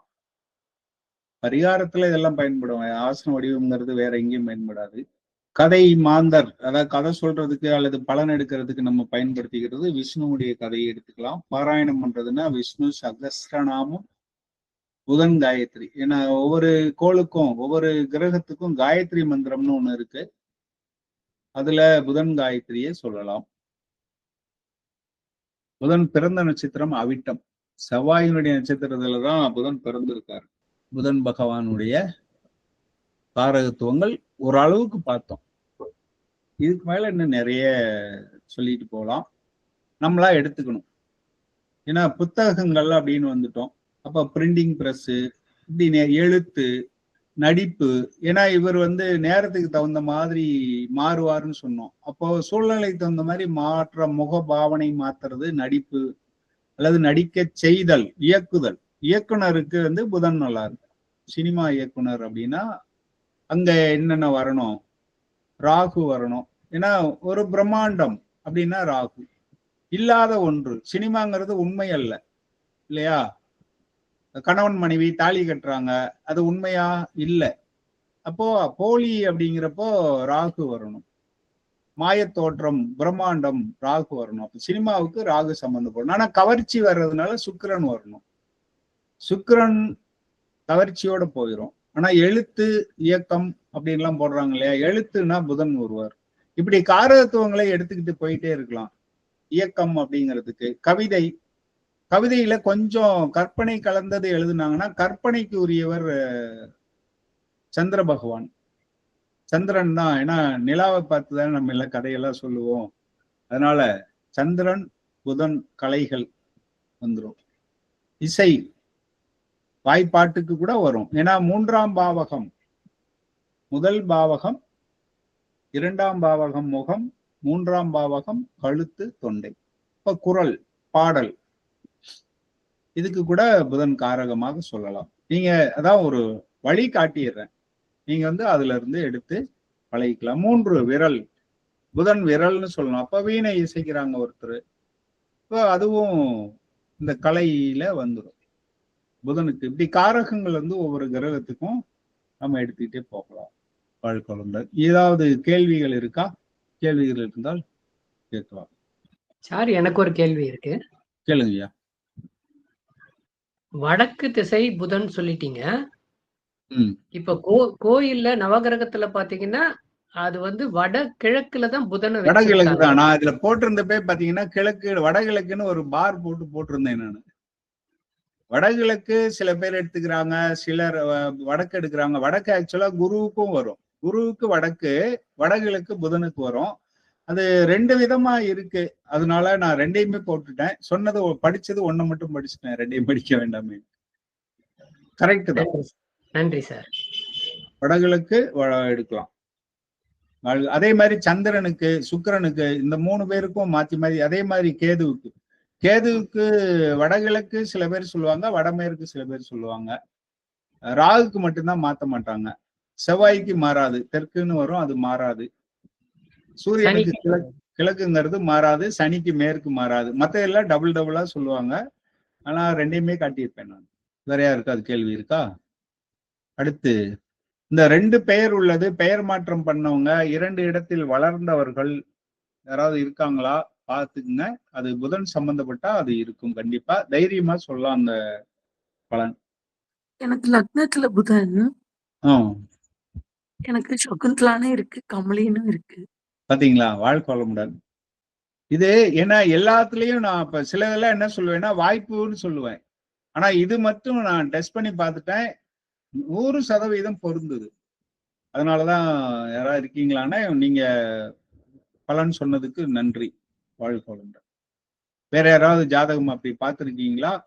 இனி பாத்தீங்கன்னா கவனிச்சு பாருங்க. ஏன்னா இதெல்லாம் சொல்லும் போது நம்ம மேல ஒரு நம்பிக்கை வரும். எதுக்குன்னா இப்ப ஜாதகம் பலன் சொல்லும்போது என்ன பண்றாங்க, நோட்ல எழுதி வச்சுக்கிட்டு உங்க கூட பிறந்தது இத்தனை பேரு, உங்க மாமாவுக்கு இத்தனை வைஃபு, தாத்தாவுக்கு அப்படின்னு கதையை சொல்லிட்டு, ஆகா நோட்டை திறந்த உடனே கதையெல்லாம் இவ்வளவு துல்லியமா சொல்றாங்களேன்னு சொல்லிட்டு ஒரு நம்பிக்கையை உண்டாக்கிடுறாங்க. அதுக்கப்புறம் பலன் சொல்றதெல்லாம் பழிக்குதா இல்லையான்னு தெரியாது. இருந்தாலும் இதெல்லாம் சொல்லிட்டாங்களேன்னு சொல்லி ஒரு நம்பிக்கையை ஏற்படுத்துறாங்க இல்லையா? அது சரியா தவறா அப்படின்னு சொல்லி நம்ம பார்க்கல. துருவ கணிதத்தை பயன்படுத்தி முதல்ல பலனை சொல்லிட்டு ஒரு நம்பிக்கையை உண்டாக்குறாங்க அப்படின்னு தான் எடுத்துக்கிறேன். அவங்க ஏமாத்துறாங்கன்னு நான் சொல்லலை. வர்றவங்க வாடிக்கையாளர்களுக்கு ஒரு நம்பிக்கையை ஏற்படுத்துறாங்க. அதுக்கப்புறம் அவங்க என்ன சொன்னாலும் இவங்க நம்புவாங்க. அப்ப நம்ம என்ன செய்யலாம், அந்த மாதிரி குறுக்கு வழியில போகாம நேர்மையான சில வழிகள்லாம் இருக்கு. இன்னொன்னு உதாரணத்துக்கு நான் அங்க வரும்போதே சொல்லுவேன். இப்போ 159 ராகுவோ கேதுவோ சம்பந்தப்பட்டுச்சுன்னா அவங்க பேர்ல இஷ்யூ வரும். ராஜேஸ்வரி அல்லது விஸ்வநாதன் அல்லது அந்த மாதிரி இஷ்யூ வர்ற மாதிரி வடமொழி எழுத்து வர்ற மாதிரி பெயர் இருக்கும். அதுவும் நீங்க 100%. அது கரெக்ட் சார். எங்க பொண்ணுக்கு 9ல ராகு. ஆனா அவ பேர் ஷோபிகா. அவ்வளவுதான், இஷ்யூ கண்டிப்பா வந்துடும். ஆமா, இதுவும் ப்ரூவன். எங்க அண்ணாக்கு ஆயில்ய நட்சத்திரம். அவரோட பேரு பாத்தீங்கன்னா வெங்கடேசன். பெருமாளோட பேர் தான் வருது. இப்படி நீங்களும் நிறைய சப்போர்ட் பண்ணீங்கன்னா வகுப்பு இன்னும் நல்லா கொண்டு போகலாம். வாழ்க்கை வளமுடன். நன்றி. அடுத்து கிரக காரகத்துவங்கள். ஏன்னா கிரக காரகத்துவங்கள் முடிச்சிட்டோம்னா நம்ம பலன் எடுக்கிறதுல போறதுக்கு வசதியா இருக்கும். அதனால அடுத்து குரு பகவானுடைய காரகத்துவங்கள் பார்த்துருவோம். வேற கருத்து இருந்தாலும் கேள்வி இருந்தாலும் கேட்கலாம். நீங்க சொல்றதுல எல்லாமே எக்ஸாக்ட்டா கரெக்டா இருக்கு சார். ரொம்ப மகிழ்ச்சி. எல்லாம் லாஜிக்கா இருக்கு, ஈஸியா புரியறது. இது கன்ஃபியூஸ் ஆக மாட்டேங்குது. டக்குனு இது சொன்னா இது கனெக்ட் பண்ணா அப்படி உடனே அப்படி இது சொல்லுவாங்கல்ல சார், மைண்ட்ல அப்படியே படம் மாதிரி அது ஒரு சொல்லுவாங்கல்ல, இந்த மாரி பாத்துன்னா புரிஞ்சுக்கிறது, ஆமா எழுதுனா புரியறது, அந்த மாரி புரியுது. ஆமா அப்படிதான். அதுதான் மனப்பாடம் பண்ண தேவையில்லை. நமக்கு அந்த காட்சியாக வந்துரும். இப்ப நீங்க புதன் வந்து புதனுக்கு சந்திரன் பகை, ஆனா சந்திரனுக்கு புதன் வந்து நட்பு அப்படிங்கறது நீங்க எப்படி பார்த்தாலும் ஏதோ ஒரு நேரத்துல குழப்பிடும் மனப்பாடம் பண்ணீங்கன்னா. யாருக்கு யார் நட்பு, ஏன் இவங்க நட்பு அவங்க பகை அப்படின்னு வந்துரும். ஆனா அந்த கதையை ஞாபகம் வச்சிட்டீங்கன்னா அவங்களுக்கு கண்டிப்பா மறக்கவே மறக்காது. அது மாதிரிதான் நம்ம போறோம். அப்புறம் சார் பிசிக்ஸ் வாத்தியார் இல்ல, அதனால அப்படிதான் நடத்த வரும். வாழ்க்கை வளமுடன். சரி சார், நீங்க சொன்ன மாதிரி புதன் ம், லக்னத்துல இருக்கிறது உங்களை அடையாளப்படுத்திட்டீங்க. ம். எனக்கு லக்னத்துல சனி, சனி திசை வரும்போது என்னோட உருவத்தை மாத்திட்டாருங்க சார். ஆ, என்னோட 52வது வயதிலேயே உருவத்தை மாத்திட்டாரு கரெக்டா. ம். அதே மாதிரி ஆமா. 9ல ராகு, வைத்தியநாதன் பேர். நன்றி சார். வாழ்க வளமுடன். வாழ்க. ராசி கட்டமும் நவாம்சம் கட்டமும் ஒரே பலன் தானங்க ஐயா? அது வேற. நவாம்சம் வந்து பயன்படுத்துறது வேற நோக்கத்துக்காக, அது நம்ம சொல்லுவோம். சரிங்க ஐயா. அதாவது பலன் எடுக்கிறது ராசியை வச்சுதான். இப்ப திருமணம் நடக்குமா அப்படின்னு கேட்டா ராசியை தான் பார்க்கணும்னு சொல்றோம் இல்லையா? ம். அது எப்படி நடக்கும், நல்லா நடக்குமா, மகிழ்ச்சியா நடக்குமா, நல்ல பொண்ணா அமையுமா, அந்த மாதிரி எல்லாம் குவாலிட்டியை பாக்குறதுக்கு நவாம்சத்துக்குள்ள போகணும். நவாம்சம் இல்லாமல் பலன் சொல்ல முடியும். நவாம்சம் வச்சு சொன்னோம்னா இன்னும் கொஞ்சம் நல்லா சொல்லலாம், அவ்வளவுதான். ஓகே. அது வந்து குவாலிட்டியை சொல்றது. உதாரணத்துக்கு நான் வேற வகுப்புல நடத்திருக்கேன், யூடியூப்ல இருக்கும், பாத்தீங்கன்னா தெரியும் நவாம்சம்னா என்னன்னு. இப்போ ஒரு வெள்ளை லைட்டு, ஒரு லைட் ஒண்ணு ஒயிட் கலர்ல எரியுது. அது ஹாலஜன் பல்பா இருக்கலாம், எல்இடி பல்பா இருக்கலாம், அல்லது வேற ஆர்க் லைட்டா இருக்கலாம். இதுல ஒன்னொன்னும் பாத்தீங்கன்னா மூணையும் நீங்க உங்களை கேட்டா என்ன சொல்லுவீங்க? ஒயிட் லைட்னு தான் சொல்லுவோம், வெள்ளை ஒளின்னு தான் சொல்லுவோம். ஆனா அதை ஒரு முப்பட்டகத்து வழியா அனுப்பிச்சோம்னா ஒண்ணுல வந்து சிவப்பு அதிகமா இருக்கலாம், இன்னொன்னுல பச்சை அதிகமா இருக்கலாம், இன்னொன்னுல வந்து நீலம் அதிகமாக இருக்கலாம். உங்களுக்கு தெரியும் எல்இடி எல்லாம் கொஞ்சம் நீளம் அதிகமா இருக்கும். அதாவது கண்ணு வந்து கொஞ்சம் இரிட்டேட் பண்ற மாதிரி இருக்கும். அல்ட்ரா வயலட் கொஞ்சம் அதிகமா இருக்கும். அதாவது ஹேலஜன் பாத்தீங்கன்னா அது ஒரு மாதிரி வெள்ளையா இருக்கும். ஹெட்லைட்டே பாக்குறோம் நம்ம கார்ல, ஹெட்லைட் ஹேலஜன் பல்ப் போட்டாங்கன்னா அது ஒரு மாதிரி பளிச்சுன்னு வெள்ளையா இருக்குது. அதுக்குள்ள கலர் காம்பினேஷன் வேற வேற கலர் சேர்ந்து வெள்ளையா வந்திருக்கும். அப்போ உள்ள என்ன கலர் எவ்வளவு இருக்கு அப்படின்னு பாக்குறது நவாம்சம். ஆனா ஒயிட்டா இருக்கு அப்படின்னு மட்டும் காட்டுறது, அதாவது எத்தனை வாட்ஸ்ன்னு காட்டுறது ராசி. இந்த பல்பு வந்து பளிச்சுன்னு எரியுதா டல்லா எரியுதா அப்படின்னு காட்டுறது ராசி. எரியுதா எரியலையான்னு காட்டுறது ராசி. அப்படியே வச்சுக்கலாம், என்ன கலர்ல எரியுது அப்படின்ட்டு. ஆனா உள்ள அது அந்த கலருக்குள்ள என்னென்ன கலர் இருக்குன்னு காட்டுறது நவாம்சம். இப்ப நம்ம பல்ப் எரியுதா நல்லா பவரா இருக்கான்னு கேட்டா ராசியை மட்டும் வச்சு சொல்லிட்டு போயிடலாம் இல்லையா? சார் அதுக்குள்ள என்னென்ன கலர் கலந்து இருக்குன்னு சொல்ல முடியுமா சார்? சொல்லலாமே அப்படின்ட்டு அதுக்கப்புறம் பார்க்கணும். வாழ்க்கை நவாம்சம் எப்படி எடுக்கிறதுன்னு நம்ம சொல்லுவோம், அடுத்த வகுப்புகள்ல வரும். இப்போ குரு பகவானை வணங்கி அவருடைய காரகங்களை குரு பகவான் நமக்கு அறிவிக்கணும்னு சொல்லி வணங்கி கொண்டு அவருடைய காரகத்தை ஆரம்பிப்போம். பிரசன்டேஷன் ஆகுதா? பிபிடி பவர் பாயிண்ட் தெரியுது தானே? ஆகுது, தெரியுது சார். வாழ்க வளமுடன். இவர் தான் தட்சிணாமூர்த்தி குரு பகவான். அவரை வணங்கி துவங்குவோம். குரு பாலினம் வந்து ஆண் கிரகம். பெயர் வந்து குரு, குருநாதன், குருசாமி, தட்சிணாமூர்த்தி, தக்ஷம். இப்போ எல்லாம் பேர் மாத்தினா தக்ஷம், தக்ஷு அப்படி எல்லாம் வச்சுக்கிறாங்க. ஏன்னா மாடர்னா வைக்கிறேன்னு சொல்லிட்டு. தென்னவன், பொன்னவன். தென்னவன்னா இவரு வடக்கு திசை தான் அவர் புரியுது, ஆனா தெற்கு நோக்கி அமர்ந்து இருக்கிறதுனால அவரு தென்னவன்.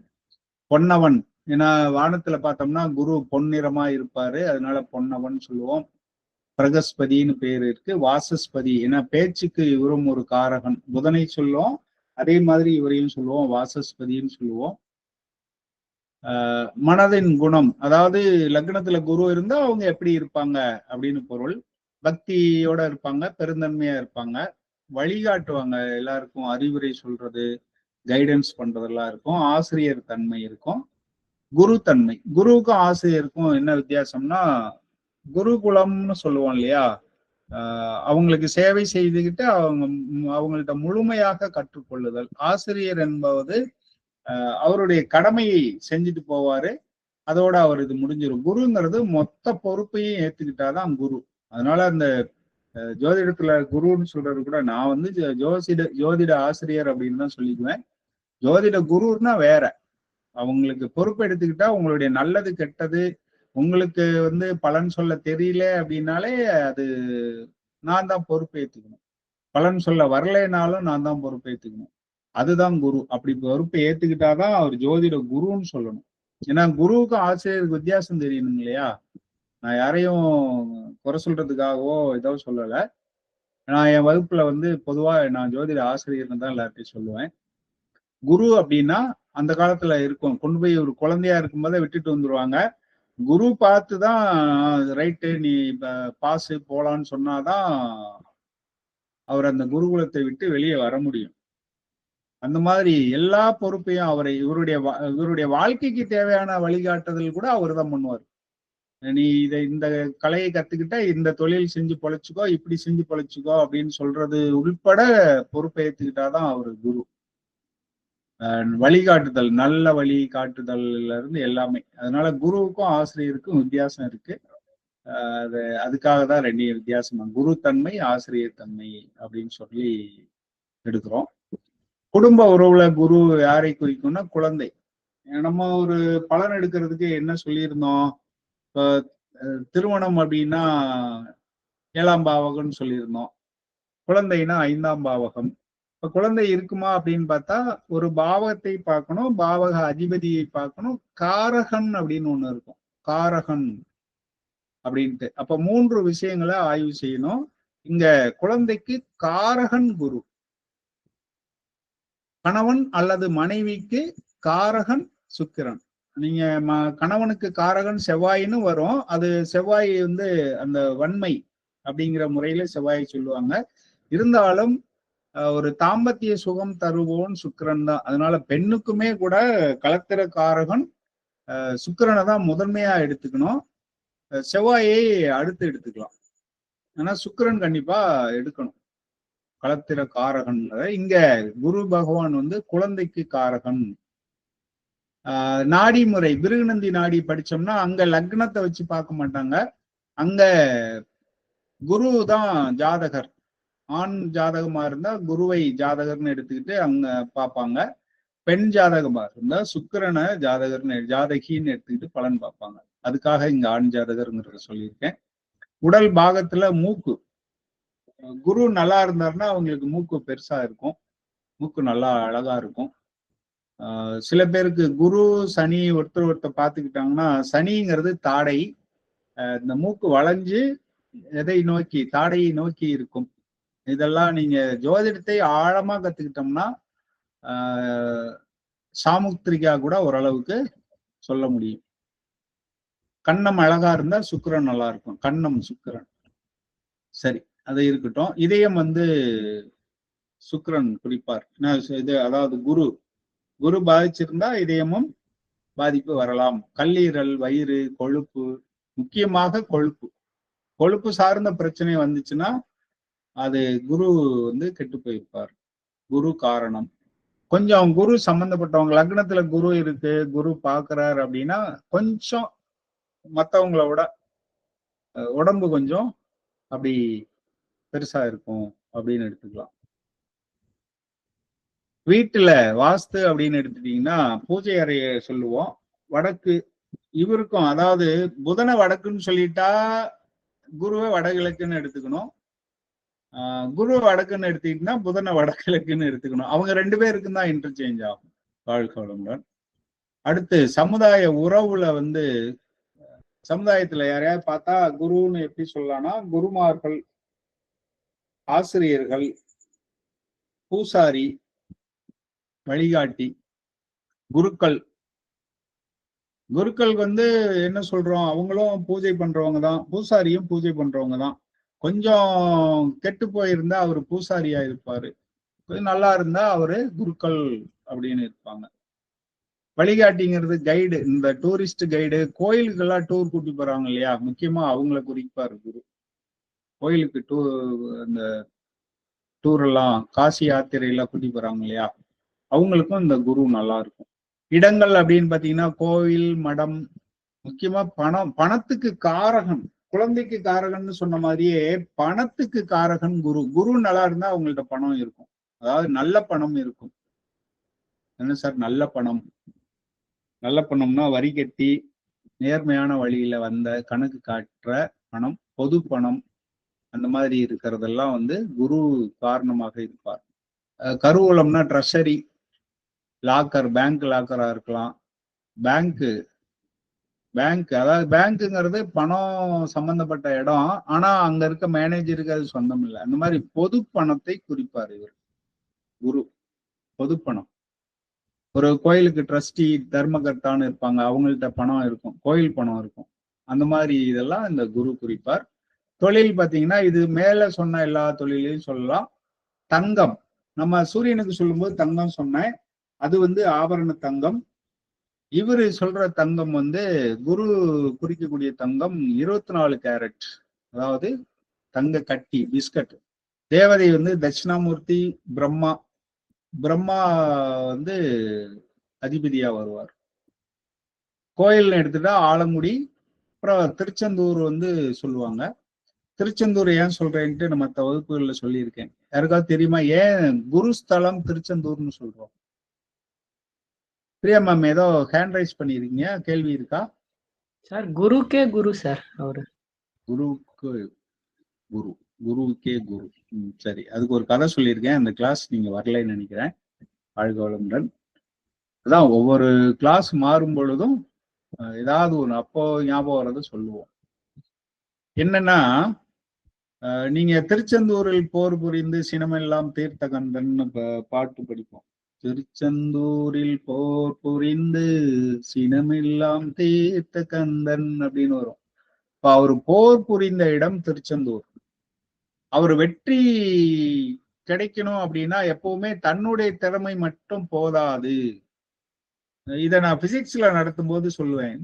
நியூட்டன்ஸ் லா, அதாவது நியூட்டனின் இயக்க விதிகள் நடத்தும் போது, இப்போ பஸ் பேட்டரி போயிடுச்சுன்னா, செல்ஃப் ஸ்டார்ட் ஆகலைன்னா பஸ்ஸை தள்ளணும் இல்லையா? பஸ் தள்ளணும்னா பஸ்ஸுக்குள்ள இருந்தே தள்ள வேண்டியதானே? பஸ்ஸை தானே தள்ளுறீங்க, பஸ்ஸுக்குள்ள இருந்து பஸ்ஸை தள்ளலாம் தானே, ஏன் இறங்கி போய் தள்ளுறோம்? யாராவது யோசிச்சிருக்கோமா இத?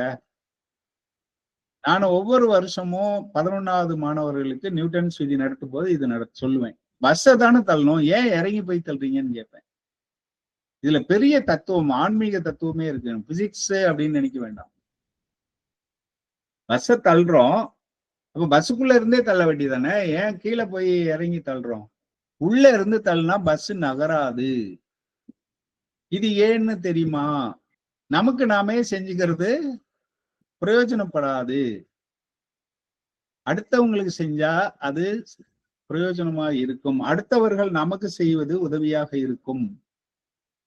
இது பிசிக்ஸ்ல சொல்லணும் அப்படின்னு எடுத்துக்கிட்டீங்கன்னா, நீங்க பஸ்ல இருந்து தள்ளுறோம் அப்படிங்கிறது என்ன அர்த்தம்? பாதத்தை ஒரு பொருள் மீது உதைத்து கை மூலமா இன்னொரு பொருள் மீது விசை கொடுக்குறோம். இங்க பஸ்லயே இருந்து தள்ளனோம்னா என்ன பண்றோம்? பாதத்தையும் பஸ்ல வச்சுதான் உதைக்கிறோம். அப்ப பஸ் கால் பஸ்ஸை பின்னோக்கி உதைக்குது, கை பஸ்ஸை முன்னோக்கி தள்ளுது. அப்ப ரெண்டு விஷயம் சமப்படுத்திக்கும், பஸ் நகராது. இப்ப கீழே இறங்கி தள்ளினோம்னா பாதம் தரையை உதைக்கிறது, கை பஸ்ஸை தள்ளுது. அப்ப இரண்டு விசைகள் வேறு வேறு இடத்துல செயல்படும் போது இயக்கம் ஏற்படும். அது பூமியை வதைக்கும் போது பூமி திரும்ப நம்மளை வதைக்குதுன்னு அப்படின்னு அர்த்தம். ரியாக்ஷன் அப்படின்போம். அதாவது ஆன்மீக வழியில சொல்லணும்னா, சரி, இன்னொரு டைம் அந்த பஸ்ஸுக்குள்ளார இருந்து தள்ளுறது அது சொல்லுங்க சார். ஒரு பஸ்ஸை தள்ளணும், நீங்க பஸ்ல இருந்து பஸ்ஸுக்குள்ளேயே இருந்துகிட்டு தள்ளலாம்ல, ஏன் இறங்கி போய் தள்ளுறோம்? பஸ்ஸுக்குள்ள இருந்தே தள்ளும் பொழுது பஸ்ல நிக்கிறோம் அல்லது உட்கார்ந்துருக்கோம் அப்படிங்கிறப்போ நம்ம பாதம் அல்லது உடம்பு பஸ்ஸை பின்னோக்கி தள்ளும். இப்படி உதைக்கும் போது என்ன, இப்படி தள்ளும் போது பஸ்ஸுக்குள்ள இருந்துட்டு பஸ் கம்பியோயோ ஏதோ ஒண்ணு பிடிச்சி இப்படி தள்ளுறோம்னு வச்சுங்க, கை தள்ளுதுன்னா நம்ம பாதம் வந்து பஸ்ஸோடைய தரையை பின்னோக்கி உதைக்குது. அப்போ பஸ்ஸோட ஒரு பகுதியை பின்னோக்கி உதைச்சிட்டு இன்னொரு பகுதியை முன்னோக்கி தள்ளுறோம். அப்ப பின்னோக்கியும் தள்ளுறோம், முன்னோக்கியும் தள்ளுறோம்ன்றதுனால 2 விஷயம் சமன் செய்து கொள்ளும், ஒண்ணுக்கு எதிரெதிரா இருக்கிறதுனால. ஆனா கீழே இறங்கி தள்ளும் பொழுது பூமியை உதைக்கிறோம், பூமியை பின்னோக்கி உதைச்சு பஸ்ஸை முன்னோக்கி தள்ளுறோம். 2 விசைகள் வேறு வேறு பொருள் மீது செயல்படுது. அதனால இங்க வந்து விசை சமன் செய்யப்படாது. இதே சேத்துல இருந்து தள்ளினீங்கன்னா என்ன ஆகும்? சேறு வழுக்கும், அப்ப நம்மளால பஸ்ஸை தள்ள முடியாது. அப்போ சேறு வந்து நமக்கு முன்னோக்கிய விசையை கொடுக்கல. பூமி திடமாக இருந்து நான் நகர முடியாதுடா நீ போடா. நம்ம என்ன உண்மையிலே என்ன நடக்குதுன்னா பூமியை பின்னோக்கி உதைக்கிறோம், அது என்ன சொல்லுது? நான்லாம் நகர முடியாது நீ போ அப்படின்னு அதை மீண்டும் நம்மளை பிடிச்சி தள்ளுது. அதனாலதான் பஸ் முன்னோக்கி போகுது. அப்போ நாம யாருக்காவது உதவி செஞ்சோம்னா, அதாவது விசையை பஸ்ஸை நகர்த்தணுங்கிறப்போ விசையை எங்க உண்மையிலேயே நம்ம கொடுக்குறோம்னு பாத்தீங்கன்னா பூமி மீது தான் கொடுக்குறோம். பூமி தான் மனசு வச்சு சரி சரி நீ எனக்கு ஒரு விசையை கொடுத்த, அதனால நான் உனக்கு ஒரு விசையை தரேன். நீச்சல் அடிக்கிறத எடுத்துங்க, முன்னாடி தானே போகணும், ஏன் தண்ணியை பிடிச்சி பின்னாடி தள்ளுறோம்? தண்ணீரை பின்னாடி தள்ளும் போது தண்ணி என்ன சொல்லுது? என்னைய பின்னாடி தள்ளிட்ட, சரி அதுக்கு பதிலா நான் உனக்கு ஒரு விசையை தரேன், நீ முன்னாடி போ அப்படின்னு சொல்லுது. அதனால நம்ம போக முடியுது. அப்போ அடுத்தவர்களுக்கு நாம் செய்யும் செயல்தான் நமக்கு புண்ணியமாக வந்து சேருமே தவிர நமக்கு நாமே செஞ்சுக்கிறது, செல்ஃபிஷா இருக்கிறது உதவியாக இருக்கவே இருக்காது. எந்த காலத்திலயும் நமக்கு உதவி செய்யாது. இது நியூட்டன் விதியில இருந்தே நம்ம எடுத்துக்க முடியும். நமக்கு என்ன பரிகாரம்ங்கிறது அப்ப என்ன? நமக்கு என்ன வேணுமோ அதை அடுத்தவங்களுக்கு செய்யணும். இதுதான் பரிகாரம். நீங்க பரிகார வகுப்புன்னு போட்டுட்டு 3000 ரூபாய் 5000 ரூபாய் ஃபீஸ் போடுவாங்க. அதெல்லாம் பலிக்கவே பலிக்காது. நான் நிறைய இடத்துக்கு போயிட்டு வந்து இவங்க எல்லாம் சொன்னாங்கன்னு 5000 10,000த்துக்கெல்லாம் பொருளை வாங்கி வீட்டுல வச்சு குற்றால அருவி வாங்கி வைங்க சார், கொட்டும் பணம் நாங்க ஒன்னும் ஆகல. அப்ப நம்ம என்ன செய்யணும்? எனக்கு என்ன வேணுமோ அதை நான் அடுத்தவங்களுக்கு செய்யணும். அதுதான் உண்மை, அதுதான் பரிகாரம். நமக்கு வேண்டியதை அடுத்தவர்களுக்கு செய்ய வேண்டும். என்ன வேணும்னு நினைக்கிறவங்களோ அதை அடுத்தவங்களுக்கு செய்யுங்க. நீங்க இதுல ஒன்னும் யோசிக்கவே வேண்டாம். என்னெல்லாம் வேணும்னு நினைக்கிறீங்களோ, கோயில்ல போய் வேண்டப்ப என்ன செய்யறோம்? நம்ம வீட்டுல நல்லது நடக்குன்னு நினைக்கிறோமா? அப்போ இங்க நிறைய பேர் வேண்டுதல் வந்து வச்சிருக்காங்க. தெய்வமே அவங்க எல்லாம் வேண்டது அவங்களுக்கு நல்லது செய்யும்னா அவங்க எல்லாரையும் ஆசீர்வாதம் பண்ணுன்னு வேண்டிட்டு வந்தாலே போதும். நமக்காக நம்ம கேட்கவே வேண்டாம். உண்மையான வேண்டுதல்.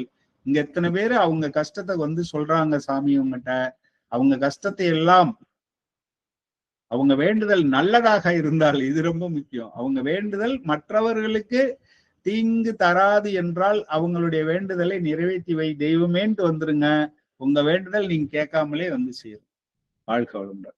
அப்போ என்ன நடந்துச்சு அப்படின்னா, முருகன் பெரிய வீரன் தான், சக்தி சிவம் கலந்ததுதான். இருந்தாலும் அவருக்கு வெளியில இருந்துதான் உதவி தேவைப்பட்டுச்சு. அதுக்கு சக்தி கிட்ட போய் சக்தி வேல், தன்னுடைய தாய் கிட்ட சக்தி வேல் வாங்குறாரு. அதான் வேல் வாங்கும் படலம்னு வரும். வேல் வாங்குறாரு. எங்க? நாகப்பட்டினத்து பக்கத்துல ஒரு சிக்கல்ல வந்து தன்னுடைய தாய் கிட்ட வெற்றி வேலை வாங்கிட்டு வர்றார். அப்போ பார்வதி அம்மா என்ன சொல்றாங்கன்னா, ஜெயிக்கணும்னா குரு அருள் வேணும், எது வேணாலும் குரு அருள் வேணும். அப்போ பிரகஸ்பதியற்ற குரு கிட்ட அவங்க சொல்றாங்க, ஆர்டர் போடுறாங்க.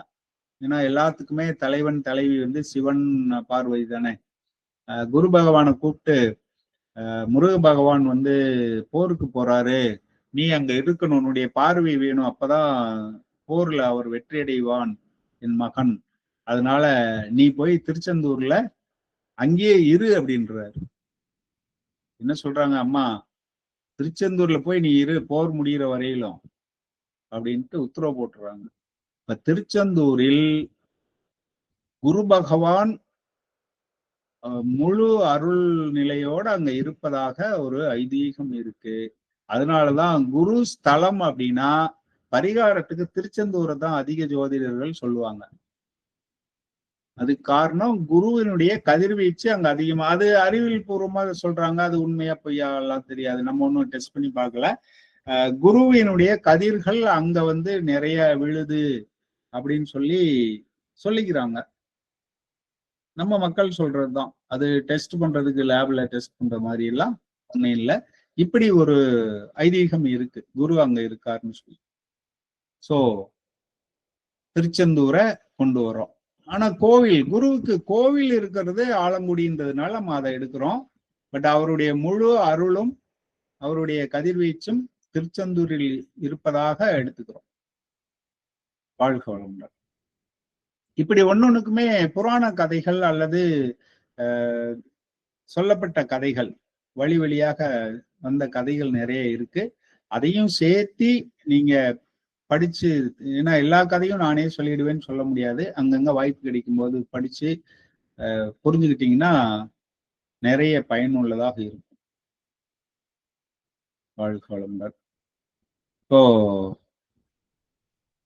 தத்துவம் அப்படின்னு பார்த்தா இவரு உபயம், ஏன்னா உபய ராசியில இருக்காரு, அதை வச்சு கூட ஞாபகம் வச்சுக்கலாம். இந்த 4 மூலையில இருக்க ராசிகள் உபய ராசிகள்னு வரும்.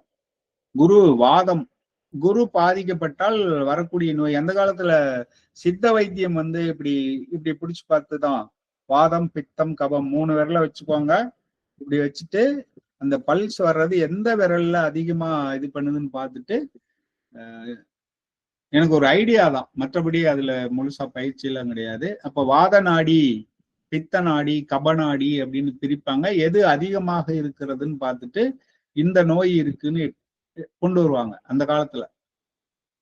அதுக்கு பயன்படுறதுதான் இது. மருத்துவ ஜோதிடம் என்ற மெடிக்கல் அஸ்ட்ராலஜிக்கு பயன்படக்கூடியதையும் இங்க நான் அடிப்படை ஜோதிடத்துல உங்களுக்கு கொடுத்துட்டு இருக்கேன். ஏன்னா இதெல்லாம் சொல்லிட்டே வரேன், இது எங்க சார் யூஸ் பண்றது, வாதம்னு சொல்லிட்டீங்க அப்படின்னா, குரு பாதிக்கப்பட்டால் வாத நோய் வரும். வாதம்னா நமக்கு தெரியும், வாதம் பித்தம் கபம். வாதம்ங்கிறது நரம்பு மண்டல பாதிப்புகள் சார்ந்த விஷயங்கள் வரும். வாதம், பக்கவாதம்னால சொல்றோம் இல்லையா, கீழ்வாதம், பக்கவாதம், முடக்குவாதம் இப்படி எல்லாம் சொல்லிக்கிறோம். அப்ப வாதம் சார்ந்த நோய்கள் வந்து இது குரு பகவான். அப்ப குரு பகவானுக்கு உரிய செயல்களை எல்லாம் செஞ்சோம்னா நமக்கு, அப்ப அவருக்குன்னு சில தானியங்கள் சொல்றாங்க, உலோகங்கள் சொல்றாங்க, அதையெல்லாம் பயன்படுத்தா இதுல இருந்து விடுதலை கிடைக்கும்னு நம்ம பரிகாரம் அப்படியே புரிஞ்சுக்கணும். இதுக்கு போய் ஒரு பரிகார வகுப்புக்கு தான் போகணும் அப்படின்லாம் இல்லை. ஏன்னா பரிகார வகுப்புன்னு போயிட்டோம்னா அங்க நிறைய பில்டப் எல்லாம் கொடுத்து நம்மளை அப்படியே மயக்கி கடைசியா இந்த எந்திரம் வாங்கிக்கிங்க, இது நீங்களா போட்டீங்கன்னா உங்களுக்கு பாவம் வரும், அதெல்லாம் வரும். ஆனா நான் இந்த தகடு போட்டு கொடுத்தேன்னா அவருக்கு மட்டும் ஒண்ணும் செய்யாதாமா. வகுப்புல பாத்தீங்கன்னா எல்லாத்தையும் சொல்லி முடிச்சுட்டு இந்த சக்கரம் பயன்படுத்தினா இதுக்கு நல்லது அப்படின்ட்டு இப்படிதான் சக்கரம்னு சொல்லிட்டு இந்த சக்கரத்தை தகடு வாங்கி நீங்க வரையக்கூடாது, நீங்க வரைஞ்சா உங்களுக்கு பாவம் வரும், ஆனா நான் வரையல, அவருக்கு பாவம் வராதான். அது என்னடாது, அவருக்கு மட்டும் பாவம் வராது. புரிஞ்சுக்குங்க மக்களே. வாழ்க வளமுடன். நல்லது செஞ்சா நல்லது நடக்கும். சரி, கேட்டா நான் தவம் பண்ணேன், யோகம் பண்ணேன், யாகம் பண்ணேன்பாங்க. என்னன்னா இப்ப இதே பார்த்தாங்கன்னா அவங்க அடுத்த பதில் அதுதான் சொல்லுவாங்க, நாங்க டெய்லி ஹோமம் பண்றோம், 24 மணி நேரமும் எங்க வீட்டுல அடுப்பு எரிஞ்சுக்கிட்டே இருக்கும்பாங்க. சரி, வாழ்க வளமுடன். புரிஞ்சுக்குங்க, எங்கேயும் போய் ஏமாறாதீங்கிறதுக்காக சொல்றேன். எங்கிட்ட படிச்சுட்டு ஏமாறக்கூடாது, அது நானே ஏமாந்ததுக்கு சமம். அப்ப உபய தத்துவம், வாதம், சாத்வீக குணம். குணம் அதான் சாத்வீகமா இவங்க எப்படி இருப்பாங்க, அமைதியா, திட்டினா கூட அப்படியே காதுல வாங்காத மாதிரி போவாங்க இல்லையா, அந்த மாதிரி குணத்தை தான் சாத்வீக குணம்னு சொல்றோம். ஆகாய தத்துவம், இது எங்க பயன்படும்? ஆகாய தத்துவம்னா என்ன படிப்பாருன்னு கேட்பாங்க, என்ன வேலை செய்வாருன்னு கேட்குறாங்க. ஆகாய தத்துவத்துல சம்மந்தப்பட்டு வந்துச்சுன்னா என்ன சார் ஏரோநாட்டிக்ஸ் படிக்கிறீங்களா, பைலட்டா இருக்கீங்களா, அல்லது ஏரோநாட்டிக் என்ஜினியரா இருக்கீங்களா, அந்த மாதிரி எல்லாம் கேட்கலாம் இல்லையா. இல்ல ராக்கெட் ஓட்டுற இடத்துல ஒர்க் பண்றீங்களா, அப்படி எல்லாம் கேட்க முடியும். அது ரொம்ப ஆழமா நீங்க உயர்ந்த நிலைக்கு வரும்பொழுது இதெல்லாம் பயன்படும். ஆனா வாய்ப்பாடு வந்து தெரிஞ்சாகணும் இல்லையா, அங்க பயன்படுது இந்த வாய்ப்பாடு. உலோகம், தங்கம் முதல்ல சொல்லிட்டோம். கொண்டை கடலை, சுண்டல், லட்டு, ஏன்னா உருண்டையா இருக்கு. இனிப்பும் இவர் குறிப்பார். அதனால அதாவது இயற்கையான இனிப்புகளை வந்து குரு குறிப்பார், செயற்கை இனிப்புகளை எல்லாம் சுக்கிரன் குறிப்பார். நெய் முக்கியமா குருவுக்கு ஏதாவது செய்யணும்னா அது நெய். குரு குழந்தைன்னு சொல்லிட்டோம், அப்ப குழந்தைங்களுக்கு நெய் சார்ந்த உணவுகள், கடையில நெய்யினால் செய்யப்பட்டதுன்னு இதுல மட்டும் எழுதியிருப்பாங்க, உள்ள டால்டா போட்டிருப்பாங்க. அதெல்லாம் வாங்கி கொடுத்துடக்கூடாது. உண்மையாலே நெய்யில செஞ்சதை வாங்கி குழந்தைக்கு கொடுக்கலாம். இந்த குருவுக்கு பரிகாரம் என்பது குழந்தைகளுக்கு செய்யறது பரிகாரமாக இருக்கும். சுவை அப்படின்னு பாத்தீங்கன்னா இனிப்பு, நிறம் மஞ்சள் நிறம், ரத்தின கற்கள் புஷ்பராகம், அதுவும் மஞ்சளா தான் இருக்கும். இதுதான் புஷ்பராகம். வாகனம் யானை என அப்படி இருக்கு யானை இல்லையா? அது இல்லாம யானை வந்து தெய்வீகமானது. குரு பகவான் தெய்வீகம், சாத்வீகம்னு சொல்றோம். யானையும் சாத்வீகமான ஒரு விலங்கு. பசுவும் சாத்வீகமாக இருக்கும், அமைதியாக இருக்கும், தெய்வீகமாக இருக்கும். அப்படிங்கிறதுனால பசுவையும் இங்க கொண்டு வரோம். சுக்கிரனுக்கும் பசுவை கொண்டு வருவோம். ஏன்னா கேட்டதெல்லாம் கொடுக்கும் காமதேனுங்கிறதுனால கொண்டு வருவோம். இங்க வந்து சாத்வீகமாக இருக்குங்கிறதுல கொண்டு வரோம். மரம்னு பார்த்தா அரச மரம். ஏன்னா குழந்தைக்கு அரச மரத்தை சுத்தி வந்தா அப்படிம்பாங்க இல்லையா? அப்ப குழந்தைக்கு காரகன் குருங்கிறப்போ அரச மரத்தையும் குருவுக்கு கொண்டு வரலாம். முல்லை மலர், மஞ்சள் நிற நல்ல வாசனை உள்ள மஞ்சள் நிற பூக்களை எல்லாம் சொல்லலாம். ஏன்னா துர்நாற்றம் அடிச்சதுன்னா அங்க அதை கொண்டு வரக்கூடாது. மஞ்சள் நிறம்னு மட்டும் போட்டுட்டேன். அப்போ மனமுள்ளன்னு சேர்த்தி இருக்கணும். நான் வாழ்க்கை கிழமையில வியாழக்கிழமை. ஆட்சி தனுசு மீனத்துல ஆட்சி, கடகத்துல உச்சமடைவார். இப்ப நீச்சம் அடைகிறதுனா கடகத்துல இருந்து 180 டிகிரி, அதாவது 7வது வீட்டுல, கடகத்திலிருந்து 7வது, உச்சமடைகிற வீட்டில இருந்து 7வது வீட்டில் நீச்சம். மூலத்திரிகோணம் தனுசு. நட்பு சூரியன் சந்திரன் செவ்வாய் நட்பு. பகைனா புதனும் சுக்கிரனும் பகை. சமம்னு எடுத்தீங்கன்னா சனி ராகு கேது. புதனுக்கு பகை அவ்வளவா எடுக்க வேண்டியதில்லை. ஏன்னா குருவுக்கு பகை எடுக்க வேண்டியதில்லை. ஏன்னா குரு ஒரு வாத்தியார். பையனே ஒரு நாள் எதிர்த்து பேசினா கூட அடுத்த நாள் மறந்துட்டு பாடம் சொல்லி தருவார். சந்தேகம் கேட்டா அந்த பையனுக்கு சொல்லி தர மாட்டேன்னு சொல்ல மாட்டார். இந்த லாஜிக்கும் வச்சுக்கோங்க. அதனால குருவுக்கு புதன் சுக்கிரன் பகைதான், ஆனா கடும் பகையாக எடுக்க வேண்டியதில்லை. ஏன்னா சாத்வீக குணம் உள்ளவர். நட்சத்திரம் வந்து புனர்பூசம், விசாகம், பூரட்டாதி. இது வந்து குருவின் நட்சத்திரங்கள். பார்வை அப்படின்னு பார்த்தா இவருக்கு 3 பார்வைகள் உண்டு. தான் நிக்கிற இடத்துல இருந்து 5, 7, 9 3 வீட்டையும் பார்ப்பாரு. லக்னத்துல இருந்தாருன்னா திக்பலம். எப்படி புதனுக்கு சொன்னோம் லக்னத்துல இருந்தா திக்பலம்னா, குருவும் லக்னத்துல இருந்தாருன்னா அவருக்கு ஒரு பலம் இருக்கிறதா பொருள். அதான் திக்பலம். தசையாண்டுகள், குரு தசைனா 16 வருஷம். கோள் வந்து சுபர், அது முதல்ல சொல்லிட்டோம். கரெக்டா இவரு மட்டும் 1 வருஷத்துக்கு ஒரு ராசி மாறுவார். எண் 3, வடிவம் வந்து செவ்வகம். கதையில தட்சிணாமூர்த்தியினுடைய கதையை எடுத்துக்கிட்டு பலன் சொல்ல முயற்சி பண்ணலாம். பாராயணம் வந்து குருன்னு வர்ற எல்லாத்தையும் பண்ணலாம். கந்த குரு கவசம்னு சும்மா ஒரு எடுத்துக்காட்டுக்காக சொல்லியிருந்தேன். குரு பிறந்த நட்சத்திரம் வந்து பூசம். குரு காயத்ரி, அது சரியா டைப் பண்ணியிருக்கேனான்னு தெரியல. ஏன்னா இது வந்து சந்தேகம் வந்துட்டதுனால இப்ப நான் கம்ப்ளீட்டா எல்லாத்தையும் செக் பண்ணணும். இதான் தமிழ் பொருள்னு சொல்லி சொன்னேன் இல்லையா முதல்ல? அதுக்கு என்ன பொருள் வருது பாருங்க. தமிழ்லயே கூட இதை நம்ம சொல்லலாம். இடப்பக்கத்தில் கொடியை வைத்திருக்கும் குரு பகவானே, எப்போதும் உங்கள் அருட்கரங்களால் அருள்மலை பொழியும் பிரகஸ்பதியே, என் வாழ்வில் உள்ள தீமைகளை அகற்றி நன்மைகளை அருள்வாயாகங்கிறது தான். ஒண்ணும் இல்லை, எப்பா கொடியை வச்சுக்கிட்டு இருக்க குரு பகவானே, எப்பவும் நீங்க அருள்மலை செய்யறவங்க, என்னுடைய தீமையெல்லாம் நீக்குங்க சாமி அப்படின்னா போதும். அவ்வளவுதான். நீங்க அப்படியே தான் சொல்லணும் அப்படின்னு அவசியம் இல்லை. வாழ்க வளமுடன். கேள்விகள் இருந்தால் கேட்கலாம். என்ன சார் மூலத்திரிகோணம்னா என்னது? எப்படி சார்? அது குழப்பமாதான் இருக்கும். இப்ப ஆட்சின்னு சொல்றோம் இல்லையா, அந்த வீடு அவருடைய வீடு, அதே ஆட்சின்னு சொல்றோம். உச்சம் அப்படின்னா அந்த இப்ப உதாரணத்துக்கு குரு செவ்வாய் எடுத்துக்குவோம். ஏன்னா மேஷம் தான் கால புருஷனுக்கு முதல் வீடு. இப்ப செவ்வாய்க்கு வந்து சொந்த வீடு அப்படின்னு சொல்றதுதான் மேஷம், விருச்சிகம் ரெண்டும். அப்ப அது ரெண்டும் அவருடைய ஆட்சி வீடுன்னு சொல்லலாம். அங்க இப்ப நான் என்னுடைய வீட்டுல இருக்கும்போது என்னை யாராவது வந்து ஏதாவது கேட்டா என்னால கொடுக்க முடியும் இல்லையா? சார் ஒரு 1000 ரூபாய் பணம் கொடுங்க சார், நாங்க இந்த ஆசிரமத்துல இருந்து வந்திருக்கோம் அப்படின்னா நான் வீட்டுல இருந்து எடுத்து கொடுக்கலாம். அல்லது சார் ஒரு மூட்டை அரிசி இருந்தா கொடுங்க சார் ஆசிரமத்துக்கு அப்படின்னா வீட்டுல இருக்கும், எடுத்து கொடுக்கலாம். ஸ்டாக் இருந்தால் பொதுவா வீட்டுல இருக்கும், இருக்கிற பொருளை எடுத்து கொடுக்க முடியும். நான் ஒரு கடை வீதியில போய் உட்காந்துருக்கேன். அங்க வந்து சார்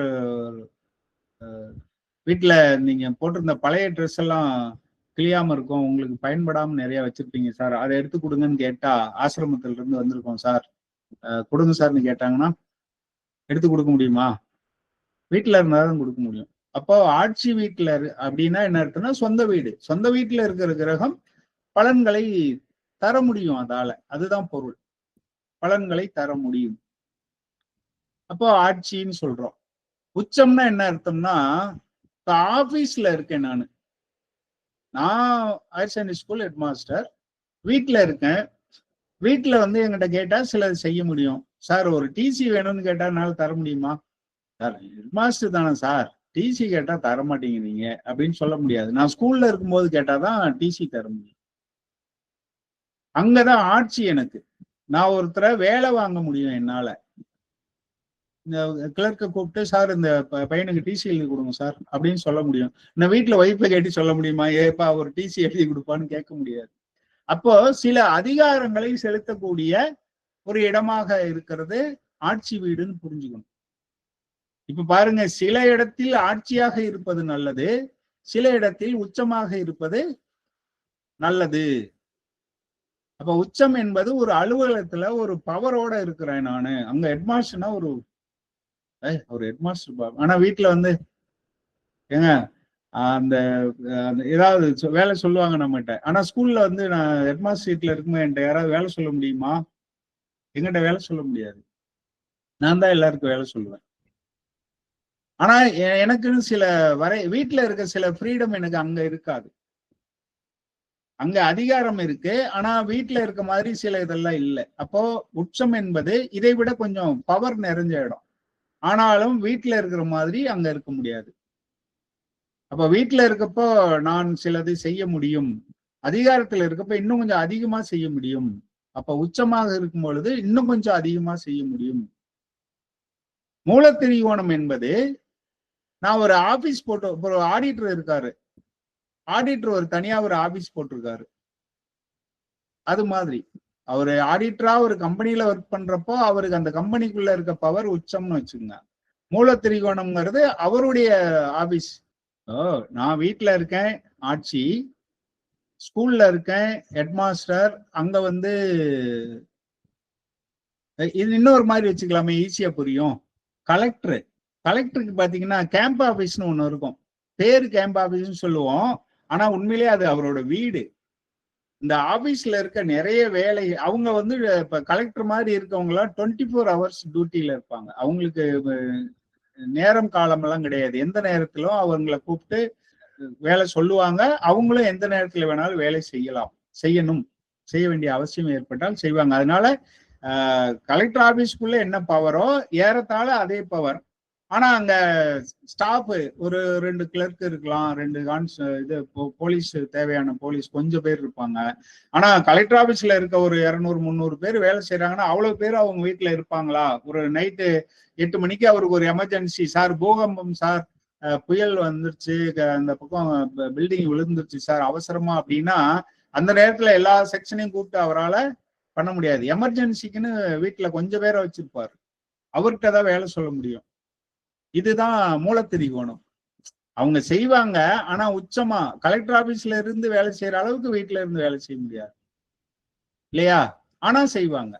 மூலத்திரிகோணம் என்பது ஒரு 75 மார்க் 80 மார்க்குன்னு வச்சுங்க, உச்சம் என்பது ஒரு 100 மார்க்குன்னு வச்சுங்க, ஆட்சி என்பது ஒரு 50 மார்க். அவங்க எவ்வளவு செய்வாங்கங்கிறதுக்கு. வாழ்க வளமுடன். புரிஞ்சுதா? புரிஞ்சது சார்.